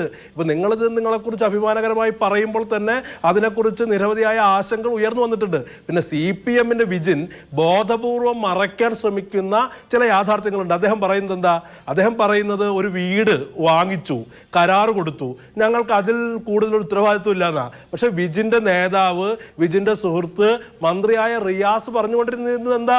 അദ്ദേഹം പറയുന്നത് ഓരോ ഘട്ടത്തിലും PWD പരിശോധിച്ചു എന്ന് ഈ ഘട്ടങ്ങളിലൊക്കെ അദ്ദേഹം പറഞ്ഞുകൊണ്ടിരുന്നത് ആളെ പറ്റിക്കുകയായിരുന്നോ? വെറുതെ കയറി പറയുകയാണോ? ഇപ്പൊ നിതിൻ ഗഡ്കരിയുമായി ഏറ്റവും അടുത്ത ബന്ധമുള്ള ആളാണ് പിണറായി വിജയൻ, കേരളത്തിന്റെ മുഖ്യമന്ത്രി. അദ്ദേഹം ഉച്ചഭക്ഷണം കഴിക്കാൻ പലപ്പോഴും മാരാർജി ഭവനിലേക്കല്ല പിണറായി വിജയന്റെ വീട്ടിലേക്ക് പോയിരുന്നത്. അപ്പോൾ ഈ ആശങ്കകൾ ഈ പരിശോധിച്ചിട്ടുണ്ടെങ്കിൽ ആ ആശങ്കകൾ എന്തുകൊണ്ട് അറിയിച്ചില്ല? ഈ കഴിഞ്ഞ ദിവസം വരെ കേരളത്തിലെ സൈബർ CPM-കാർ ഇട്ടിരുന്ന ഫേസ്ബുക്ക് പോസ്റ്റ് എന്താ? കേരളം ഒരു യൂറോപ്യൻ രാജ്യത്തിന്റെ നിലവാരത്തിലേക്ക് കുതിച്ചുകൊണ്ടിരിക്കുന്നുവെന്ന് പറഞ്ഞ ആളുകൾ ഇന്ന് ഒരു ആഫ്രിക്കൻ രാജ്യത്തെ ഏതോ ഏകാധിപതി ഭരിക്കുന്ന രാജ്യത്തെ അനുസ്മരിക്കുന്ന വണ്ണം ആളുകൾ റോഡിന്റെ രണ്ട് വശത്തു നിന്ന് സ്ത്രീകളും കുട്ടികളും അലമുറയിടുമ്പോൾ, ഒരു മഴ പെയ്തപ്പോൾ യൂറോപ്പ് ആഫ്രിക്ക ആയപ്പോൾ എന്തുകൊണ്ട് നിങ്ങൾ ഉത്തരവാദിത്തം ഏറ്റെടുക്കുന്നില്ല? ഇന്നലെ വരെ കേരള മോഡൽ എന്ന് പറഞ്ഞ ആളുകളല്ലേ ഇപ്പോൾ പറയുന്നു ഞങ്ങൾക്കൊരു ഉത്തരവാദിത്വമില്ല, ഈ ദേശീയപാത അതോറിറ്റിക്കാണ് ഉത്തരവാദിത്തം. അപ്പോൾ റിയാസ് ആളെ പറ്റിക്കുകയായിരുന്നോ? റിയാസിനെ പോലൊരു മന്ത്രി എന്താണ് ചെയ്തുകൊണ്ടിരിക്കുന്നത്? ഇന്ന് പോലും വാർത്തകൾ വരുന്നില്ലേ? തിരുവനന്തപുരത്ത് സ്മാർട്ട് റോഡ് MP രാജേഷിന്റെ ക്രെഡിറ്റ് സ്വന്തമാക്കാൻ മത്സരിക്കുന്ന ആളാണ്. സ്വന്തം മന്ത്രിസഭയിലെ സഹപ്രവർത്തകന്റെ ക്രെഡിറ്റ് സ്വന്തമാക്കാൻ മത്സരിക്കുന്ന ഒരു മന്ത്രിയായി റിയാസ് മാറുമ്പോൾ ഇത് PR വർക്കിനപ്പുറത്ത് എന്ത് ആത്മാർത്ഥതയാണ് കേരളത്തിലെ ജനങ്ങളോടുള്ളത്? നിങ്ങൾക്ക് ക്രെഡിറ്റിനെ കുറിച്ച് സംസാരിക്കുക, ഒരു പ്രശ്നവുമില്ല. ക്രെഡിറ്റിനെ കുറിച്ച് ഒരു തുറന്ന ചർച്ചയ്ക്ക് നിങ്ങൾ ചെയ്ത കാര്യങ്ങൾ നിങ്ങൾക്ക് അവകാശപ്പെടാം. പക്ഷേ ഇന്ന് കണ്ണൂരിലെ ജനങ്ങൾ പറഞ്ഞൊരു കാര്യമുണ്ട്. കണ്ണൂരിലെ സ്ത്രീകൾ ഉൾപ്പെടെയുള്ള ആളുകൾ മഴയത്ത് നിന്നുകൊണ്ട് പറയുന്നത് എന്താ? ഞങ്ങളുടെ ആശങ്ക അഡ്രസ് ചെയ്യാൻ ജില്ലാ ഭരണകൂടം തയ്യാറാവുന്നില്ല. ജില്ലാ കളക്ടർ വന്ന് ഞങ്ങളോട് സംസാരിക്കണമെന്ന് പറയുന്ന മിനിമം ഡിമാൻഡ് മാത്രമാണ് ആ സ്ത്രീകൾക്കുള്ളത്. അപ്പോൾ ജില്ലാ കളക്ടർ പറയുന്നത് എന്താ? RDO വരും. ജില്ലാ കളക്ടറും വന്നില്ല, RDO വന്നില്ല. ഇവിടെ അവരോട് സംസാരിക്കാൻ ഒരു വില്ലേജ് ഓഫീസർ പോലും തയ്യാറാവാത്ത വിധം ജനങ്ങളെ അരക്ഷിതത്വത്തിലേക്ക് തള്ളിവിടുകയാണ്. ക്രെഡിറ്റിനെ കുറിച്ചുള്ള ചർച്ചകൾ നിർത്തിവെക്കൂ. കേരളത്തിൽ കാസർഗോഡ്, കണ്ണൂർ മുതൽ തൃശ്ശൂർ ജില്ലയിലെ ചാവക്കാട്, ചാലക്കുടി വരെയുള്ള ആളുകൾ വലിയ അരക്ഷിതത്വത്തിലാണ്. നിങ്ങൾ അതിന്റെ ഇത് ആരുടെ പ്രൊജക്ട് എന്നല്ല, ഈ പ്രശ്നത്തെ നിങ്ങൾ എങ്ങനെ അഡ്രസ് ചെയ്യുന്നു എന്നുള്ളതാ. ജനങ്ങളുടെ ആത്മവിശ്വാസത്തിനെ ബാധിക്കുകയാണ്. സ്കൂളുകൾ തുറക്കാൻ പോവാണ്, കുട്ടികളിൽ യാത്ര ചെയ്യാൻ പോവാണ്, സ്ത്രീകളടക്കം വലിയ ആശങ്കയിലാണ്. എങ്ങനെ ഇതിനെ നിങ്ങൾ അഡ്രസ് ചെയ്യുന്നതാണ് പറയുന്നത്? ഒരു സംശയവുമില്ല. അത് ശ്രീ വിജിൻ നോക്കൂ, മഴക്കാലം വരെയാണ്. കേരളത്തിലെ മഴക്കാലം എന്താണെന്ന് ഞാൻ പ്രത്യേകിച്ച് പറയണ്ടല്ലോ. അപ്പൊ നമ്മുടെ കേരളത്തിൽ, പ്രത്യേകിച്ച് വടക്കൻ കേരളത്തിൽ വലിയ പാത, ശരിയാണ്, അഭിമാനമൊക്കെ തോന്നും ഇത്രയും വലിയ പാത നമ്മുടെ നാട്ടിലുണ്ടല്ലോ എന്ന്. പക്ഷെ ഇപ്പോൾ മഴ പെയ്യുമ്പോൾ ഈ കൂരിയാട്ടയും അതുപോലെ തന്നെ കുപ്പത്തെയും ഒക്കെ ദൃശ്യം കാണുമ്പോൾ ദേശീയപാതയോരത്തുള്ള ജനങ്ങൾ ഇതൊക്കെ ഇടിഞ്ഞു പൊളിഞ്ഞ് തലയിലേക്ക് വീഴുമോ എന്ന് പേടിച്ചിരിക്കുന്ന ഒരു സാഹചര്യമുണ്ട്. അപ്പോൾ അത് അഡ്രസ് ചെയ്യണം. ഇവിടെ ചോദിച്ചതുപോലെ ശരി, കരാറെടുത്ത് കമ്പനിക്ക് ഉത്തരവാദിത്വമുണ്ട്, സൂപ്പർവിഷൻ നടത്തുന്ന അല്ലെങ്കിൽ നിർമ്മാണ ചുമതലയുള്ള NHAIക്ക് ഉത്തരവാദിത്വമുണ്ട്. പക്ഷേ നമ്മുടെ നാട്ടിലുള്ള ഈ ദേശീയപാതയുടെ ഈ പറഞ്ഞ കാര്യങ്ങളൊക്കെ കൃത്യമായിട്ടാണോ നടക്കുന്നത്? നിർമ്മാണ പ്രവർത്തനം ശാസ്ത്രീയമാണോ? തുടങ്ങിയ കാര്യങ്ങൾ ഈ സംസ്ഥാനത്തിന്റെ ഭാഗത്തു നിന്ന് ഏതെങ്കിലും തരത്തിൽ വിലയിരുത്തിയിട്ടുണ്ടോ? ഉണ്ട് എന്ന് പൊതുമരാമത്ത് വകുപ്പിന് ഒരു അവകാശവാദം ഉണ്ട് എങ്കിൽ ഈ കാര്യത്തിൽ എന്തുകൊണ്ടാണ് ഇങ്ങനെ സംഭവിച്ചത് എന്ന് ഉത്തരം പറയാനുള്ള ബാധ്യതയും സ്വാഭാവികമായും വരുമല്ലോ.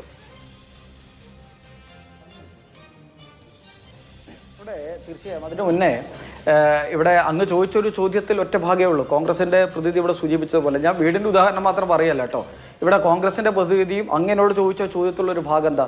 ഓടിട്ട വീടിൻ്റെ ഒരു ഓട് പൊട്ടി വീണാൽ ആ ഓട് മുഴുവൻ മാറ്റണം എന്ന ആശങ്കയിലാണോ നാം നിന്നിരുന്നത്? അല്ല, ആ പൊട്ടി ഓട് മാറ്റണം എന്നാണ്. അതല്ലേ നമ്മൾ ഇവിടെ കാണേണ്ടത്? അങ്ങ് തന്നെ ഈ ചർച്ചയിൽ പറഞ്ഞു. അങ്ങ് മഞ്ചേശ്വരം മുതൽ തലപ്പാടി മുതൽ കേരളത്തിൻ്റെ അങ്ങേ തമിഴ്നാട് ബോർഡർ വരെയുള്ള ഈ എത്രയോ കിലോമീറ്റർ നീണ്ടു നിൽക്കുന്ന ഈ നാഷണൽ ഹൈവേയുടെ ചില ഭാഗങ്ങളുണ്ടായ പ്രശ്നം അത് ഗൗരവമാണ്. ഞാൻ ഗൗരവമല്ല എന്നല്ല പറയുന്നത്. പക്ഷേ ആ ഒരു പ്രശ്നത്തെ നമ്മൾ മറികടക്കേണ്ടതുണ്ട്. സ്വാഭാവികമായിട്ടും ആ മറികടക്കേണ്ട വിഷയം വരുമ്പോൾ ഇത് മുഴുവൻ ഇത് ഇടിഞ്ഞു പൊളിഞ്ഞു വീഴാൻ പോകുന്ന ഒരു പ്രൊജക്റ്റാണ് എന്ന് പറയുന്നത്, ഞാൻ നേരത്തെ പറഞ്ഞ പോലെ ഒരു ഓട് പൊളിഞ്ഞാൽ വീടിൻ്റെ മേൽക്കൂര മൊത്തം തകർത്ത് കളയണമെന്ന് പറയുന്ന ഒരു മാനസികാവസ്ഥയിലേക്ക് എന്തിന് നാം പോകുന്നു എന്നുള്ളതാണ് വളരെ പ്രധാനപ്പെട്ട ഭാഗം. അങ്ങ് പറഞ്ഞ ആശങ്കയെ ഞാൻ പ്രധാനമായും കാണുന്നു. ഇവിടെ എന്താ കേരള ഗവൺമെന്റ് പറഞ്ഞത്? ഗവൺമെന്റിനെ സംബന്ധിച്ചിടത്തോളം, ഇവിടെ PWD മിനിസ്റ്ററെ സംബന്ധിച്ചിടത്തോളം അദ്ദേഹം കോൺഗ്രസിന് ചില ബുദ്ധിമുട്ടുണ്ടാവും. ശ്രീ മുഹമ്മദ് റിയാസ് അദ്ദേഹത്തിന്റെ മേഖലയിൽ മന്ത്രി എന്ന രീതിയിൽ നല്ല പ്രവർത്തനങ്ങൾക്ക് നേതൃത്വം കൊടുക്കുകയാണ്. കേരളത്തിന്റെ ടൂറിസം വകുപ്പ് മന്ത്രി എന്ന രീതിയിൽ, PWD വകുപ്പ് എന്ന രീതിയിൽ നല്ല രീതിയിൽ അദ്ദേഹത്തിന്റെ പ്രവർത്തനം മുന്നോട്ട് പോകുമ്പോൾ കുറച്ച് പ്രശ്നം കോൺഗ്രസ്സുകാർക്കുണ്ടാവും. അതോടൊപ്പം തന്നെ നാഷണൽ ഹൈവേ യാഥാർത്ഥ്യമാകുമ്പോൾ യാഥാർത്ഥ്യമാക്കാൻ ഒരു ശ്രമം പോലും നടത്താത്തവർക്ക് കുറച്ച് പ്രയാസം ഉണ്ടാവും. അതിൻ്റെ ഭാഗമായിട്ടുള്ള ഒരു കരച്ചിലായിട്ട് മാത്രമേ കോൺഗ്രസിൻ്റെ ഈ കാര്യങ്ങളെ പറയുന്നുള്ളൂ.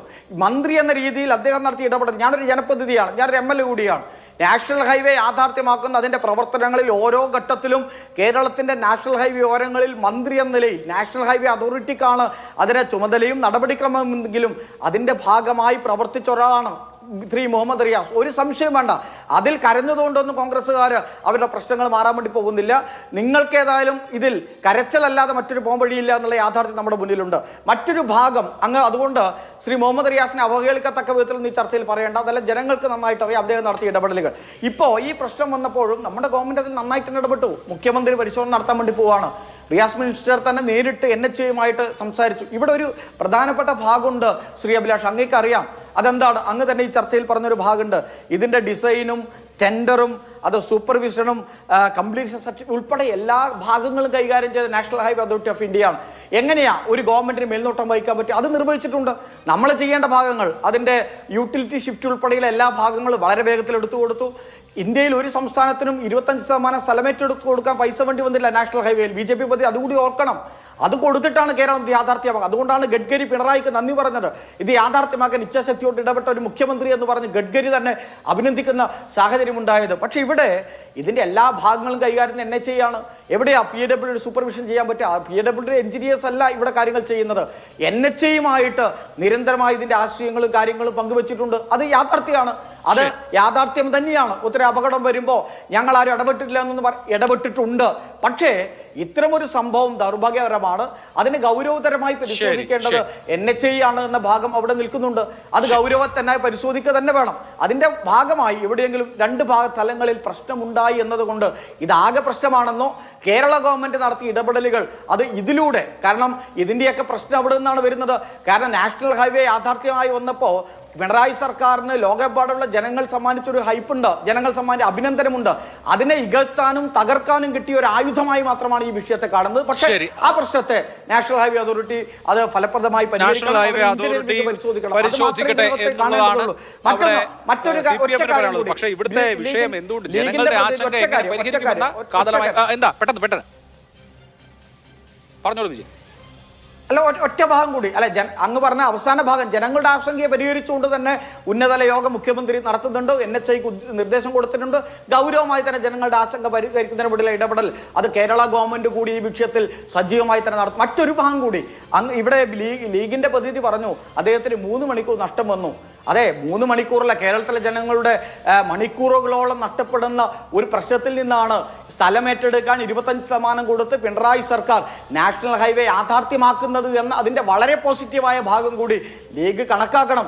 ഇന്നത്തെ ഒരു 3 മണിക്കൂറിലെ പ്രശ്നമല്ല, എന്നേക്കുമുള്ള കേരള ജനങ്ങളുടെ യാത്രാ ക്ലേശത്തിന് പരിഹാരമുള്ള ഒരു വലിയ പദ്ധതിക്കാണ് 5500 കോടിയിലധികം തുക കൊടുത്ത് ഇന്ത്യയിലെ ആദ്യത്തെ ഒരു സർക്കാർ, അത് പിണറായി സർക്കാരാണ് സ്ഥലം ജനങ്ങളുടെ ആശങ്ക എന്ന വലിയ പ്രശ്നമുണ്ട്. എനിക്ക് അതിലേക്ക് വരണം. ഒരു ചെറിയ ഇടവേള വേണം. ഇടവേളയ്ക്ക് ശേഷം ശ്രീ യുവരാജ് ഗോകുൽ മത്തായിയുടെ സുവിശേഷത്തിൽ സീസറിനുള്ളത് സീസറിനും ദൈവത്തിനുള്ളത് ദൈവത്തിനും എന്ന് പറഞ്ഞതുപോലെ ഇപ്പോൾ ഈ ദേശീയപാതയുടെ ക്രെഡിറ്റിന്റെ കാര്യത്തിൽ പിണറായിക്കുള്ളത് പിണറായിക്കും മോദിക്കുള്ളത് മോദിക്കും ഉണ്ട്.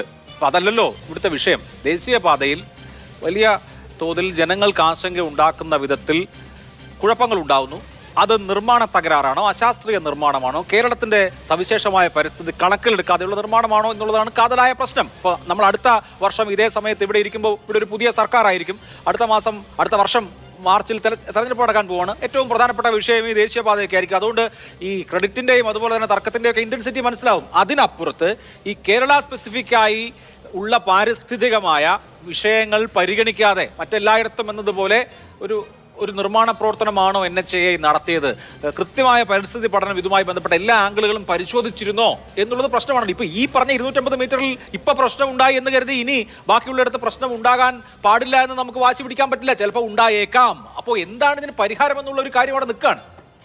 തീർച്ചയായിട്ടും അഭിലാഷ്, അതിനകത്ത് അങ്ങ് പറഞ്ഞ പോയിന്റ് വളരെ പ്രസക്തമാണ്. ഇവിടെ ഇപ്പോൾ ശ്രീ അലി അക്ബർ പറഞ്ഞതുപോലെ തന്നെ ആ പ്രദേശത്തുള്ള ജനങ്ങൾക്ക് കുറച്ച് യാത്രാപരമായ ബുദ്ധിമുട്ടുകൾ അനുഭവിക്കുന്ന പ്രശ്നം ഉണ്ടായിട്ടുണ്ട്. റോഡ് ഇടിഞ്ഞു വീണിട്ടുണ്ട്, അപകടമുണ്ടാകാൻ സാധ്യതയുണ്ട്, ആൾക്കാരുടെ ജീവനെ ബാധിക്കുവാൻ സാധ്യതയുണ്ട്. അപ്പോൾ തീർച്ചയായിട്ടും നമ്മൾ പ്രയോറിറ്റി കൊടുക്കേണ്ടത് അതിന് തന്നെയാണ്. പക്ഷേ എന്ന് പറഞ്ഞുകൊണ്ട് നമുക്ക് രാഷ്ട്രീയം സംസാരിക്കുന്ന സമയത്ത് ചില വിഷയങ്ങളിൽ രാഷ്ട്രീയം പറയാതെ പോകാൻ സാധിക്കില്ല എന്നുള്ളൊരു ദൗർഭാഗ്യകരമായ ഒരു അവസ്ഥയുണ്ട്. ഒരു ചാനലിൽ ചർച്ചയ്ക്ക് ഇരിക്കുന്ന സമയത്ത് നമ്മൾ എന്ത് പറയുന്നു എന്നുള്ളത് മാത്രമല്ല, പൊതുജനങ്ങൾക്ക് വേണ്ടിയാണ് സംസാരിക്കുന്നത് എന്നുള്ളത് കൊണ്ട് തന്നെ പൊതുജനങ്ങൾ നമ്മളെക്കുറിച്ച് എന്ത് കരുതും എന്നുകൂടി ആലോചിച്ച് സംസാരിക്കേണ്ടി വരുന്ന ഒരു സാഹചര്യമുണ്ട്. അതുകൊണ്ട് തന്നെ രാഷ്ട്രീയം ഈ വിഷയത്തിൽ പറയേണ്ടി വരുന്നതിനകത്ത് ബുദ്ധിമുട്ടുണ്ട്. ആ ബുദ്ധിമുട്ട് നിലനിർത്തിക്കൊണ്ട് തന്നെ പറയുവാൻ ഞാൻ നിർബന്ധിതനാകുകയാണ്. ശ്രീ വിജിന് പറയുന്നത് പോലെ തന്നെ കേരള ഗവൺമെൻറ് 25% ബിയർ ചെയ്യാമെന്ന് പറഞ്ഞിട്ടുണ്ട്. പക്ഷേ അങ്ങ് ആവർത്തിച്ച് കാലങ്ങളായിട്ട് നിങ്ങൾ പൊളിഞ്ഞു പോയിട്ടും വീണ്ടും വീണ്ടും ആവർത്തിച്ച് പറയുന്നൊരു നുണയുണ്ട്, കേരളം മാത്രം, കേരളം മാത്രം, കേരളം മാത്രം. സാർ, വെറുതെ ഒന്ന് ഗൂഗിൾ ചെയ്ത് നോക്കിക്കഴിഞ്ഞാൽ തന്നെ ഏതൊക്കെ സംസ്ഥാനങ്ങൾ ഈ പറയുന്ന ഹൈവേ പ്രോജക്റ്റുമായിട്ട് ബന്ധപ്പെട്ടിട്ട് പൈസ കൊടുത്തിട്ടുണ്ട് എന്നുള്ളത് കിട്ടും. ഏറ്റവും മുമ്പിൽ തന്നെ വരുന്ന 2 സംസ്ഥാനങ്ങൾ എന്ന് പറയുന്നത് ഹരിയാനയും ഉത്തർപ്രദേശുമാണ്. കേരളം 5548 കോടി കൊടുക്കുന്നുണ്ടെങ്കിൽ NH66 പൻവേലിൽ നിന്നാണ് ആരംഭിക്കുന്നത്, അവസാനിക്കുന്നത് കന്യാകുമാരിയിലുമാണ്. ഈ പൻവേൽ മുതൽ കന്യാകുമാരി വരെ കേരളമല്ലാത്ത ഏത് സംസ്ഥാനമാണ് ലാൻഡ് അക്വിസിഷന് 25% ചെലവാക്കിയിട്ടുള്ളത്? അഭിലാഷേ, ഞാൻ അതിലേക്ക് ടോട്ടലി അതിലേക്ക് തന്നെ വരാം. ഞാനത് കംപ്ലീറ്റ് ചെയ്യാണ്ട് ഇവിടെ നിന്ന് പോവില്ല. ഒന്ന്, ഹരിയാന 3114 കോടി രൂപ NH അതോറിറ്റിക്ക് വേണ്ടി, അല്ല ഈ പറയുന്ന NHന്റെ നിർമ്മാണത്തിന് വേണ്ടിയിട്ട് കൊടുത്തിട്ടുണ്ട്. ഉത്തർപ്രദേശ് 2301 കോടി രൂപ കൊടുത്തിട്ടുണ്ട്.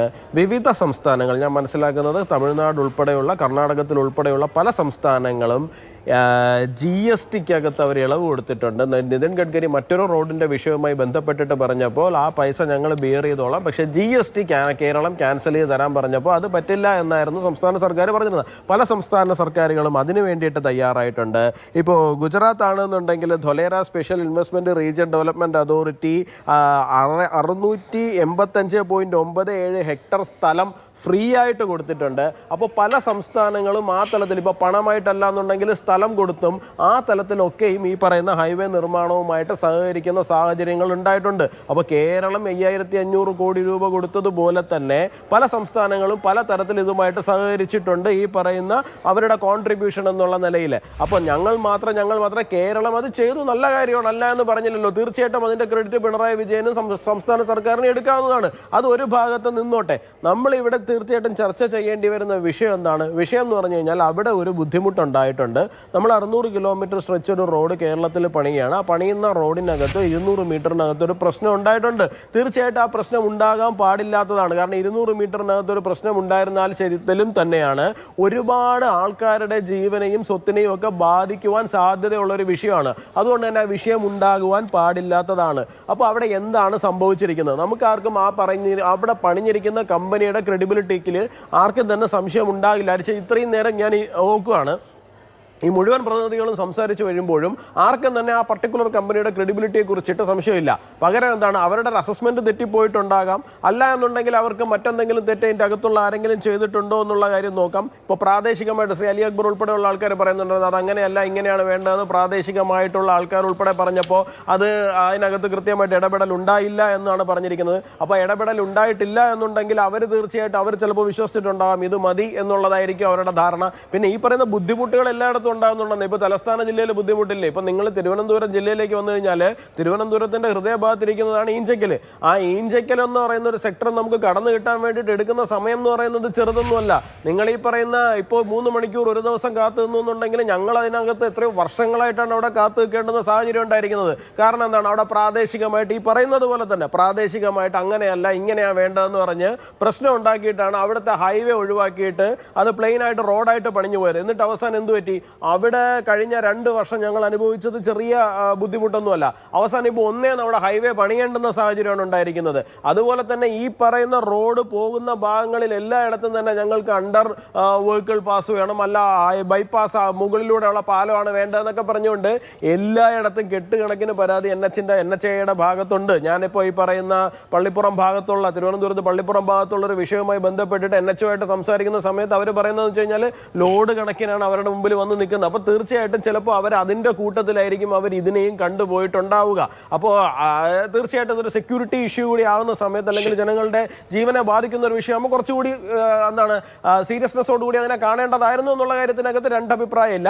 എന്തായിരുന്നാലും ശരി തന്നെയാണ്, കുറച്ചുകൂടി റിപ്പോർട്ടുകൾ വരട്ടെ, എന്താണ് സംഭവിച്ചെന്നുള്ള കാര്യം കുറച്ചുകൂടി മനസ്സിലാക്കുന്നതിനനുസരിച്ചിട്ട് അതിന് തീർച്ചയായിട്ടും ഇപ്പം നിതിൻ ഗഡ്കരി തന്നെ പറഞ്ഞല്ലോ, അദ്ദേഹം നിഷേധാത്മകമായ സമീപനമൊന്നുമല്ല അതിനോട് എടുത്തിരിക്കുന്നത്. അദ്ദേഹം പറഞ്ഞിരിക്കുന്നത് തീർച്ചയായിട്ടും അവിടെ എന്തെങ്കിലും വീഴ്ച പറ്റിയിട്ടുണ്ടെന്നുണ്ടെങ്കിൽ ആ വീഴ്ച എന്താണെന്നുള്ള കാര്യം പരിഹരിക്കും, ആ വീഴ്ച എന്താണെന്നുള്ള കാര്യം പരിശോധിക്കും, കുറ്റക്കാരുണ്ടെങ്കിൽ അവർക്കെതിരെ നടപടിയെടുക്കും, ഇതിന് എന്താണോ പരിഹാരം കാണേണ്ടത് ആ പരിഹാരം കാണുമെന്ന് തന്നെയാണ് പറഞ്ഞത്. അല്ലാതെ ഇന്ന് ഒളിച്ചോടുന്നു ആരും പറഞ്ഞിട്ടില്ല. ശരി, അവിടെ ശ്രീ അലി അക്ബർ, നമ്മൾ ശ്രദ്ധിക്കേണ്ട ഒരു കാര്യം, ദേശീയപാത നിർമ്മാണം അതിന്റെ ഫൈനൽ സ്റ്റേജിൽ എത്തിയിരിക്കുന്നത് മലപ്പുറം ജില്ലയിലാണ്. നമ്മളിപ്പോൾ ഈ എറണാകുളത്തിന്റെ തെക്കോട്ടുള്ള ജില്ലകൾ എടുത്താൽ അവിടെ ദേശീയപാത നിർമ്മാണം 50% പോലും പൂർത്തിയായിട്ടില്ല. അതേസമയം മലപ്പുറം ജില്ലയെ സംബന്ധിച്ച് അതിന്റെ പൂർത്തീകരണ ഘട്ടത്തിലേക്ക് കടക്കുകയാണ്. അതുപോലെ തന്നെയാണ് കാസർഗോഡ് മുതൽ മലപ്പുറം, അതല്ലെങ്കിൽ മലപ്പുറം തൃശ്ശൂർ ബോർഡർ വരെ ഏറെക്കുറെ പൂർണ്ണമായി കഴിഞ്ഞിരിക്കുന്നു. അപ്പോൾ അങ്ങനെയുള്ള ഘട്ടത്തിലാണ് ഈ പ്രശ്നം വന്നിട്ടുള്ളത്. നമുക്കറിയാം, സമരങ്ങളും പ്രക്ഷോഭങ്ങളും എതിർപ്പുകളും ഒക്കെ കൊണ്ട് പലവട്ടം മുടങ്ങിപ്പോയ, തടസ്സപ്പെട്ടു പോയ ഒരു വിഷയമാണ്. അപ്പോൾ ഇവിടെ ഈ വിഷയത്തിൽ കൂരിയാട് ഉണ്ടായിട്ടുള്ള വിഷയം സ്വാഭാവികമായിട്ടും ഇനി അതുപോലെ ആ റോഡ് പണിയാൻ പറ്റില്ലായിരിക്കും. അവിടെ സീരിയസ് ആയിട്ടുള്ള കറക്ഷൻ വേണമായിരിക്കും. മറ്റു ചില സ്ഥലങ്ങളിൽ നിന്ന് ഇപ്പോൾ തലപ്പാറ പോലെയുള്ള ഭാഗങ്ങളിൽ നിന്ന് വിള്ളലുകൾ ഒക്കെ കാണുന്നുണ്ട്. ഇപ്പോൾ വലിയൊരു നിർമ്മാണ പ്രവർത്തനം നടക്കുമ്പോൾ ചിലപ്പോൾ ഒക്കെ ഉണ്ടാകാവുന്ന ചില പ്രശ്നങ്ങളുണ്ട്. അത് പരിഹരിച്ചു പോവുക എന്നുള്ളതല്ലേ ഉള്ളൂ. അതല്ലാതെ ഇനി ഇതിൻ്റെ മൊത്തം ഡിസൈൻ മാറ്റണം, അതല്ലെങ്കിൽ ഇതെല്ലാം ഒന്നും ശരിയല്ല, അങ്ങനെ നമുക്കിത് ആലോചിച്ച് പരിഹരിക്കാനും പറ്റില്ലല്ലോ. ശ്രീ അഭിലാഷ്, എനിക്ക് കുറച്ച് സമയം വേണം. കാര്യം എന്താ അറിയോ, ഇവിടെ നമ്മുടെ CPM-ൻ്റെ MLA ശ്രീ വിജിൽ, താങ്കളൊരു MLA ആണ് എന്നുള്ള ഓർമ്മ വേണം.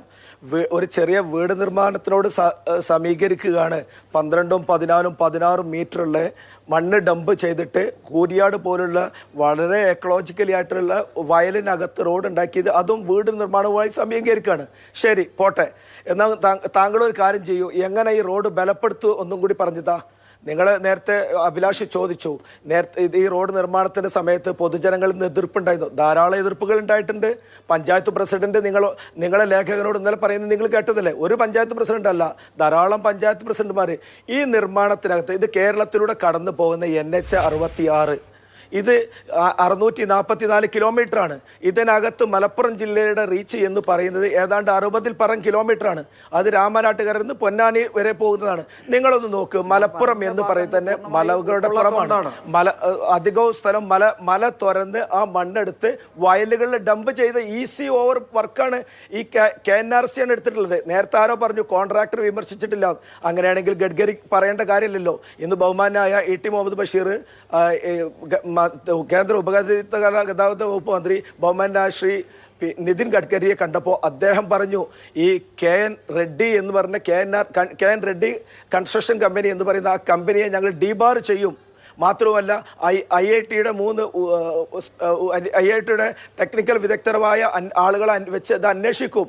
പിന്നെ അവരുടെ അതുപോലെ KNRC-യുടെ ബാങ്ക് ഗ്യാരണ്ടി ഞങ്ങൾ ഹോൾഡ് ചെയ്യും. അങ്ങനെ പ്രഥമ ദൃഷ്ട്യാ മന്ത്രിക്ക് ബോധ്യമായി എന്നാണ് ആശാവഹമായ കാര്യം. മന്ത്രിക്ക് ബോധ്യമായ കാര്യം നിങ്ങളെന്തിനാണ് പ്രിയപ്പെട്ട യുവരാജ് നിങ്ങൾ മറ്റൊരു തലത്തിൽ പറയേണ്ടത്? നമ്മളെ സംബന്ധിച്ചിടത്തോളം എന്തുകൊണ്ട് ഈ റോഡ് തകർന്നു, എന്തുകൊണ്ട് തോറ്റു എന്ന് ചോദിക്കുന്നത് പോലെ നിങ്ങൾ എത്രയും പെട്ടെന്ന് ഒരു ഉത്തരം പറയാൻ പറ്റുമെങ്കിൽ പറയാം. അല്ലെങ്കിൽ പൂർവ്വസ്ഥിതിയിൽ റീസ്ട്രക്ചർ ചെയ്ത് റോഡ് നല്ല രീതിയിൽ പുനഃസ്ഥാപിക്കും എന്ന് നിങ്ങൾ പറ. 90% വർക്ക് കഴിഞ്ഞ് ഉദ്ഘാടനത്തിലേക്ക് പോകുന്ന റീച്ചാണ് മലപ്പുറം ജില്ലയിലെ കൂടെ കടന്നു പോകുന്ന ആ റോഡ്. മഴ തുടങ്ങുന്നതിന് മുമ്പേ റോഡ് തകർന്നിട്ട് പ്രൊജക്ട് ഡയറക്ടർ പറയുകയാണ്, ഇന്നലെ ജനപ്രതിനിധികളുമായി മീറ്റിംഗ് കഴിഞ്ഞ് കളക്ടറേറ്റിൻ്റെ ന്യൂസ് ബ്രീഫിംഗ് നടത്തിയപ്പോൾ പ്രൊജക്ട് ഡയറക്ടർ പറയാണ് ഇത് മഴ കൊണ്ട് മണ്ണ് ഇളകി മാറിയതാണ്. എന്ത് ഉത്തരവാദിത്വത്തിലാണ് ഇങ്ങനെയൊക്കെ സംസാരിക്കുന്നത്? എന്തിനാണ് അദ്ദേഹം ഇങ്ങനെ സംസാരിക്കുന്നത്? പ്രൊജക്ട് ഇതിൻ്റെ സാങ്കേതിക വിദഗ്ധരെ നിയന്ത്രിക്കുന്ന ആൾ പ്രൊജക്ട് ഡയറക്ടറല്ലേ? അദ്ദേഹമല്ലേ ഇതിനെ എല്ലാത്തിനും സൂപ്പർവിഷൻ നടത്തേണ്ടത്? പിന്നെ വീട് നിർമ്മാണവുമായി ബന്ധപ്പെട്ടാണോ ഈ പിന്നെ ഒരു ഹൈവേ ഉണ്ടാക്കുന്നത്? ഹൈവേക്ക് ഏതെല്ലാം ടെക്നിക്കൽ സംഗതികളാണോ ടെക്നിക്കൽ എക്സ്പേർട്സ്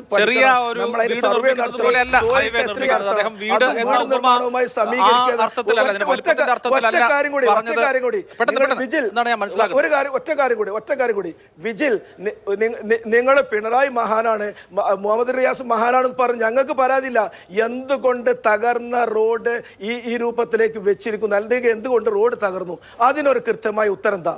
എന്നിട്ട് ബാക്കി കാര്യങ്ങൾ അതിന് രാഷ്ട്രീയം ചർച്ച ചെയ്യാൻ ധാരാളം ഉണ്ട്. നിങ്ങൾക്ക് ധാരാളം ടാക്സ് തന്നിട്ടാണ് ഈ കാര്യങ്ങളൊക്കെ നടപ്പിലാക്കുന്നത്. GST നിങ്ങൾ രണ്ടു കൂട്ടരും പിരിച്ചെടുക്കുന്നുണ്ട്. GST എന്നാ വന്നത് നിങ്ങൾക്ക് അറിയില്ലേ? ഇതിലൊക്കെ രണ്ട് ഗവൺമെന്റുകൾക്കും IGSTയും സ്റ്റേറ്റ് GSTയും ധാരാളം കിട്ടുന്നില്ലേ? ടാക്സ്, റോഡ് ടാക്സ് എത്രയാണ് നിങ്ങൾ വാങ്ങിക്കുന്നത്? ധാരാളം ഫണ്ടുകൾ കിട്ടിയിട്ടാണ്. അതായത് 1957 ഫണ്ടും ഇന്ന് 2025 സംസ്ഥാനത്തിന്റെ നികുതി വരുമാനം ഒന്നാണോ? നിങ്ങൾ അങ്ങനെയാണോ കാര്യങ്ങൾ പറയുന്നത്? അങ്ങനെയാണെങ്കിൽ നമുക്ക്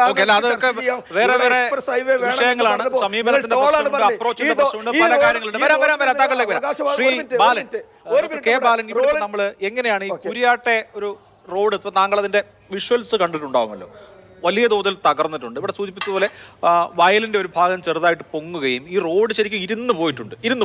അപ്പൊ ഇത് ഇനി സമാനമായ നിർമ്മാണ പ്രവർത്തനം ഇവിടെ വയലിൽ ലാൻഡ് ഫില്ല് ചെയ്തിട്ടാണ് ഇങ്ങനെ ഒരു കൺസ്ട്രക്ഷൻ എംബാക്ക്മെന്റ് മാതൃകയിൽ ഉണ്ടാക്കിയിട്ടുള്ളത്. അപ്പൊ ഇത് അതേപോലെ കണ്ടിന്യൂ ചെയ്യാൻ പറ്റുമോ? എന്ത് തോന്നുന്നു താങ്കൾക്ക്?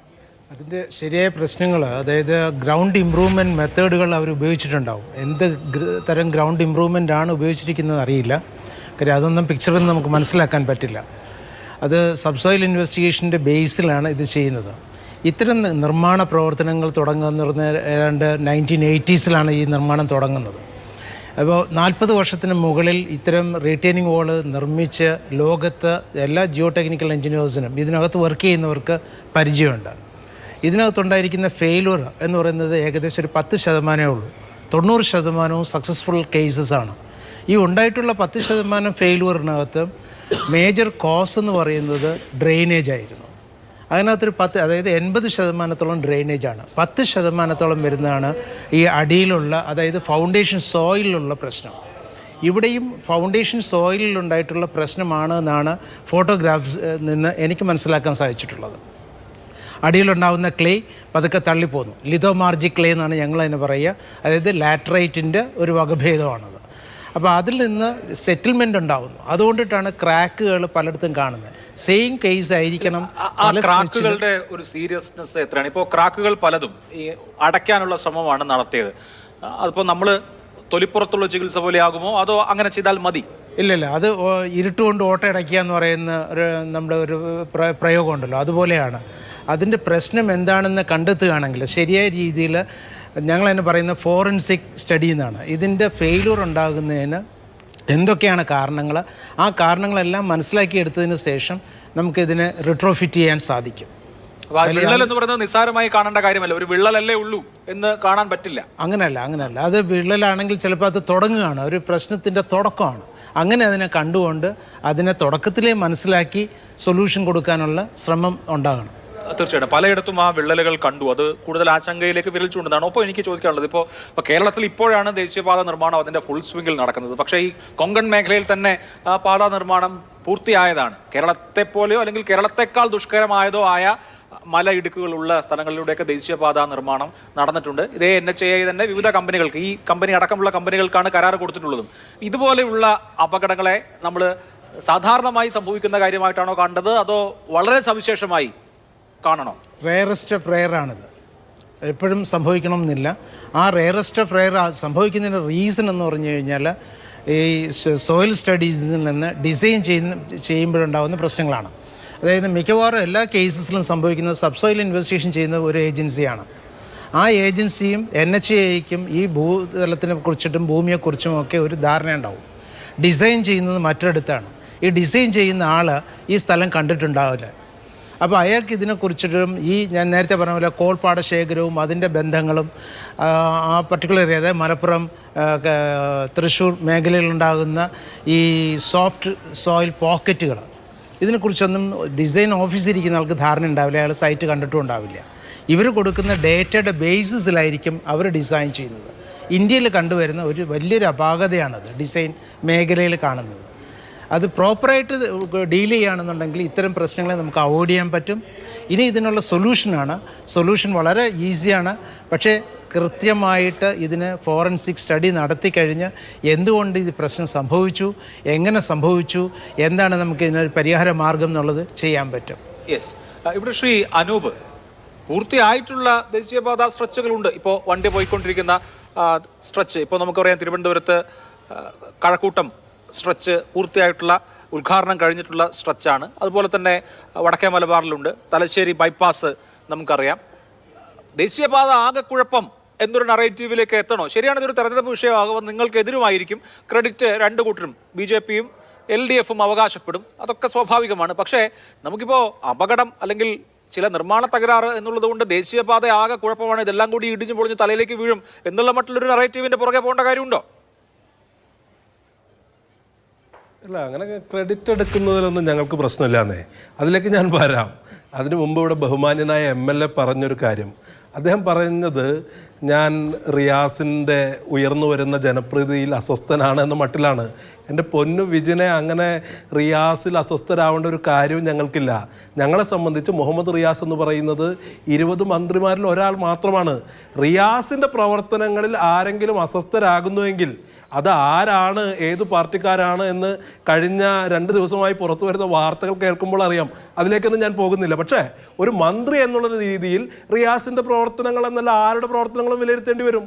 അദ്ദേഹം എന്താണ് ഈ പൊതുമരാമത്ത് വകുപ്പ് മന്ത്രിയായും ടൂറിസം വകുപ്പ് മന്ത്രിയായിട്ട് ചെയ്തുകൊണ്ടിരിക്കുന്നത്? നേരത്തെ പറഞ്ഞു. അദ്ദേഹം പറഞ്ഞത് എന്താ? ഫേസ്ബുക്ക് പോസ്റ്റ് ഇട്ടുകൊണ്ടിരുന്നത് എന്താ? അദ്ദേഹം പറയുന്നത് ഈ ദേശീയപാത പ്രവർത്തന പുരോഗതിയുടെ ഓരോ ഘട്ടവും PWD വിലയിരുത്തുന്നു എന്ന് പറഞ്ഞത് അദ്ദേഹമാണെന്നേ. അതുപോലെ ടൂറിസം മന്ത്രിയായി റെസ്റ്റ് ഹൗസുകളിൽ പോയി ഈ മാധ്യമങ്ങളെ വിളിച്ച്, റിപ്പോർട്ടർമാരെ വിളിച്ച് അവിടുത്തെ ബീർ കുപ്പികൾ പറക്കുന്ന അത്തരം PR വർക്കുകൾ മാത്രമാണ് റിയാസ് ചെയ്തിട്ടുള്ളത്. സൃഷ്ടിപരമായ ഒരു പ്രവർത്തനവും റിയാസ്. ഞാൻ അതിൽ ഇടപെട്ട ഒരു ചോദ്യം ചോദിച്ചോട്ടെ. അനൂപ്, ഈ സ്ഥലം ഏറ്റെടുത്ത് കൊടുത്തു കഴിഞ്ഞാൽ പിന്നെ എന്ത് റോളാണ് സംസ്ഥാനത്തിന്റെ ഏത് ഏജൻസിക്കും ഉള്ളത്? ഇവിടെ പറഞ്ഞതുപോലെ, നേരത്തെ പറഞ്ഞതുപോലെ ഡിസൈൻ മുതൽ കംപ്ലീഷൻ സർട്ടിഫിക്കറ്റ് വരെ മുഴുവനും NHAI ചെയ്യേണ്ട കാര്യങ്ങളാണ്. അതിലിപ്പോ റിയാസിനോ PWDക്കോ എന്ത് റോളുണ്ട്? അല്ല, റിയാസ് ഇല്ലാത്ത റോൾ ഇവിടെ അഭിനയിച്ചതല്ല പ്രശ്നം. റിയാസ് എന്താ പറഞ്ഞത്? ഈ PWD ഓരോ കാര്യത്തിലും ഇടപെടുകയാണെന്ന് പറഞ്ഞ് റിയാസിന്റെ ബ്രെയിൻ ബേബി പോലെ ഇതിനങ്ങോട്ട് ചിത്രീകരിച്ചില്ലേ? അപ്പോൾ ഇത്തരം ഉത്തരവാദിത്വം വരുന്ന ഘട്ടത്തിൽ അത് ഏറ്റെടുക്കാൻ അദ്ദേഹം ബാധ്യസ്ഥനാവണ്ടേ? ഇവിടെ അദ്ദേഹം പറയുന്നത് എന്താ? ഒരു പൊതുമരാമത്ത് വകുപ്പ് മന്ത്രി എന്നുള്ള രീതിയിൽ G. സുധാകരൻ ഭരിച്ചിരുന്നല്ലേ? ഇത് രാഷ്ട്രീയമായ പ്രശ്നമല്ലോ. G. സുധാകരനെ കോൺഗ്രസ് നേതാക്കളടക്കം ശ്ലാഘിച്ചിട്ടില്ലേ? പക്ഷെ ഇവിടെ ഈ പറയുന്ന PR വർക്കുകളല്ലാതെ സൃഷ്ടിപരമായ ഒരു പ്രവർത്തനവും റിയാസ് നടത്തിയിട്ടില്ല. അദ്ദേഹം മന്ത്രി ആയതുകൊണ്ട് ഞങ്ങളൊക്കെ ആവർത്തിച്ച് പറയേണ്ടി വരും. അത് മുഹമ്മദ് റിയാസിനോടുള്ള വ്യക്തിപരമായ വിരോധത്തിന് പ്രശ്നമല്ല. ഇവിടെ വിജിൻ അദ്ദേഹത്തിന് ന്യായീകരിക്കേണ്ട ബാധ്യത ഉണ്ടാവും. അതുകൊണ്ട് അദ്ദേഹത്തിന് എന്തെങ്കിലും കിട്ടുന്നെങ്കിൽ കിട്ടിക്കോട്ടെ, അതിനൊന്നും ഞങ്ങളെതിരല്ല. പക്ഷേ ഞങ്ങളെ സംബന്ധിച്ച് ഒരു വ്യക്തി എന്നുള്ള രീതിയിലല്ല, മന്ത്രി എന്ന രീതിയിൽ മുഹമ്മദ് റിയാസിനെ ഞങ്ങൾക്ക് എതിർക്കേണ്ടി വരുന്നേ. പിന്നെ ഇവിടെ വിജിൻ പറയുന്ന കാര്യത്തിൽ എന്താണ് പ്രശ്നം? ഇവിടെ ചർച്ചയ്ക്ക് ഇരിക്കുന്ന ആരെക്കാളും അധിക ബാധ്യതയുള്ള വ്യക്തിയാണ് അദ്ദേഹം. അദ്ദേഹം MLA ആണ്. അദ്ദേഹം എന്നിട്ട് അതിനെ വളരെ ലഘൂകരിക്കാൻ ശ്രമിക്കുകയാണ്. അദ്ദേഹം പറഞ്ഞത് എന്താ? അദ്ദേഹം പറഞ്ഞത് ഇതിനകത്ത് ഒരു വീട് പണിയുന്ന പ്രശ്നം എന്ന് പറയുമ്പോൾ ഈ നീർവാഴ്ചയുള്ള സ്ഥലത്ത് ഒരു വീട് പണിയുമ്പോൾ പോലും ആളുകൾ എടുക്കുന്ന ചില മുൻകരുതലുകളുണ്ട്. അത് മാത്രമല്ല, അദ്ദേഹം പറയുന്നത് എന്താ? ഒരു വലിയ കെട്ടിടത്തിന്റെ ഓട് പോയി, അവിടെ ഓട് പോയ പ്രശ്നമല്ല. വിജിൻ ഒരു ചർച്ചയ്ക്കകത്ത് നിന്നുകൊണ്ട് ജയിക്കാൻ വേണമെങ്കിൽ ഇത് പറയാം. പക്ഷെ എഫക്റ്റഡ് ആയ, ബാധിച്ച ആളുകളോട്, ഇന്ന് അവിടെ നിൽക്കുന്ന സ്ത്രീകളടക്കമുള്ള ആളുകളോട്, കുട്ടികളടക്കമുള്ള ആപാലവൃദ്ധം ജനങ്ങളോട് ഇതൊരു ഓട് പോയ പ്രശ്നമാണ്, അല്ലെങ്കിൽ അയയിലിട്ട തുണി പാറിപ്പോയ പ്രശ്നമാണ് എന്ന് പറയാൻ കഴിയുമോ? അവരെ സംബന്ധിച്ച് അവരുടെ വീടിന്റെ അടിത്തറ മാന്തപ്പെട്ടിരിക്കുന്ന പ്രശ്നമാണ്. ഇത് ഏതെങ്കിലും ഒരു സ്ഥലത്ത് മാത്രം ഉണ്ടായതാണോ? ഇവിടെ കണ്ണൂർ ജില്ലയിൽ ഉണ്ടാകുന്നുണ്ട്, മലപ്പുറത്തുണ്ടാകുന്നുണ്ട്, തൃശ്ശൂരുണ്ട്. ഇത് ഏതെങ്കിലും ഒരു സ്ഥലത്ത് 200 മീറ്ററിനകത്ത് മാത്രമാണെങ്കിൽ അതിനൊരു ഒറ്റപ്പെട്ട പ്രശ്നമാണെന്ന് പറയാം. ഇതൊരു ഒറ്റപ്പെട്ട സംഭവമല്ലല്ലോ. കേരളത്തിന്റെ ഉത്തരഭാഗം മുതൽ മധ്യ കേരളം വരെ വ്യാപിക്കുന്ന ഒരു വിപത്തിനെ, എന്നിട്ട് പോലും ഞാൻ പറഞ്ഞു അദ്ദേഹം ബോധപൂർവ്വം ഇതിൽ നിന്ന് ഒഴിഞ്ഞു മാറാൻ ശ്രമിക്കുകയാണ്. ഇന്ന് കാലത്ത് നിങ്ങൾ എല്ലാ കാര്യം പറഞ്ഞോ, ക്രെഡിറ്റ് എടുത്തോ, മുഹമ്മദ് റിയാസിന്റെ ബ്രെയിൻ ബേബി ആണെന്ന് പറഞ്ഞോ, പിണറായി വിജയന്റെ ഏറ്റവും വലിയ നേട്ടമാണെന്ന് പറഞ്ഞോ. പക്ഷെ നിങ്ങളൊരു കാര്യം മനസ്സിലാക്കണ്ടേ, ഇന്ന് കാലത്ത് തൊട്ട് വൈകുന്നേരം വരെ അവിടെ കൂടിയ ആൾക്കൂട്ടത്തിന്റെ അരക്ഷിതാവസ്ഥയെ അഡ്രസ് ചെയ്യാൻ, അഭിസംബോധന ചെയ്യാൻ അവിടെ പിണറായി വിജയൻ സർക്കാർ എന്ത് ചെയ്തു, ജില്ലാ ഭരണകൂടം എന്ത് ചെയ്തു എന്നുള്ള വളരെ പ്രസക്തമായ ചോദ്യം ജില്ലാ കളക്ടറോട് ഞങ്ങളോട് സംസാരിക്കുന്നില്ല.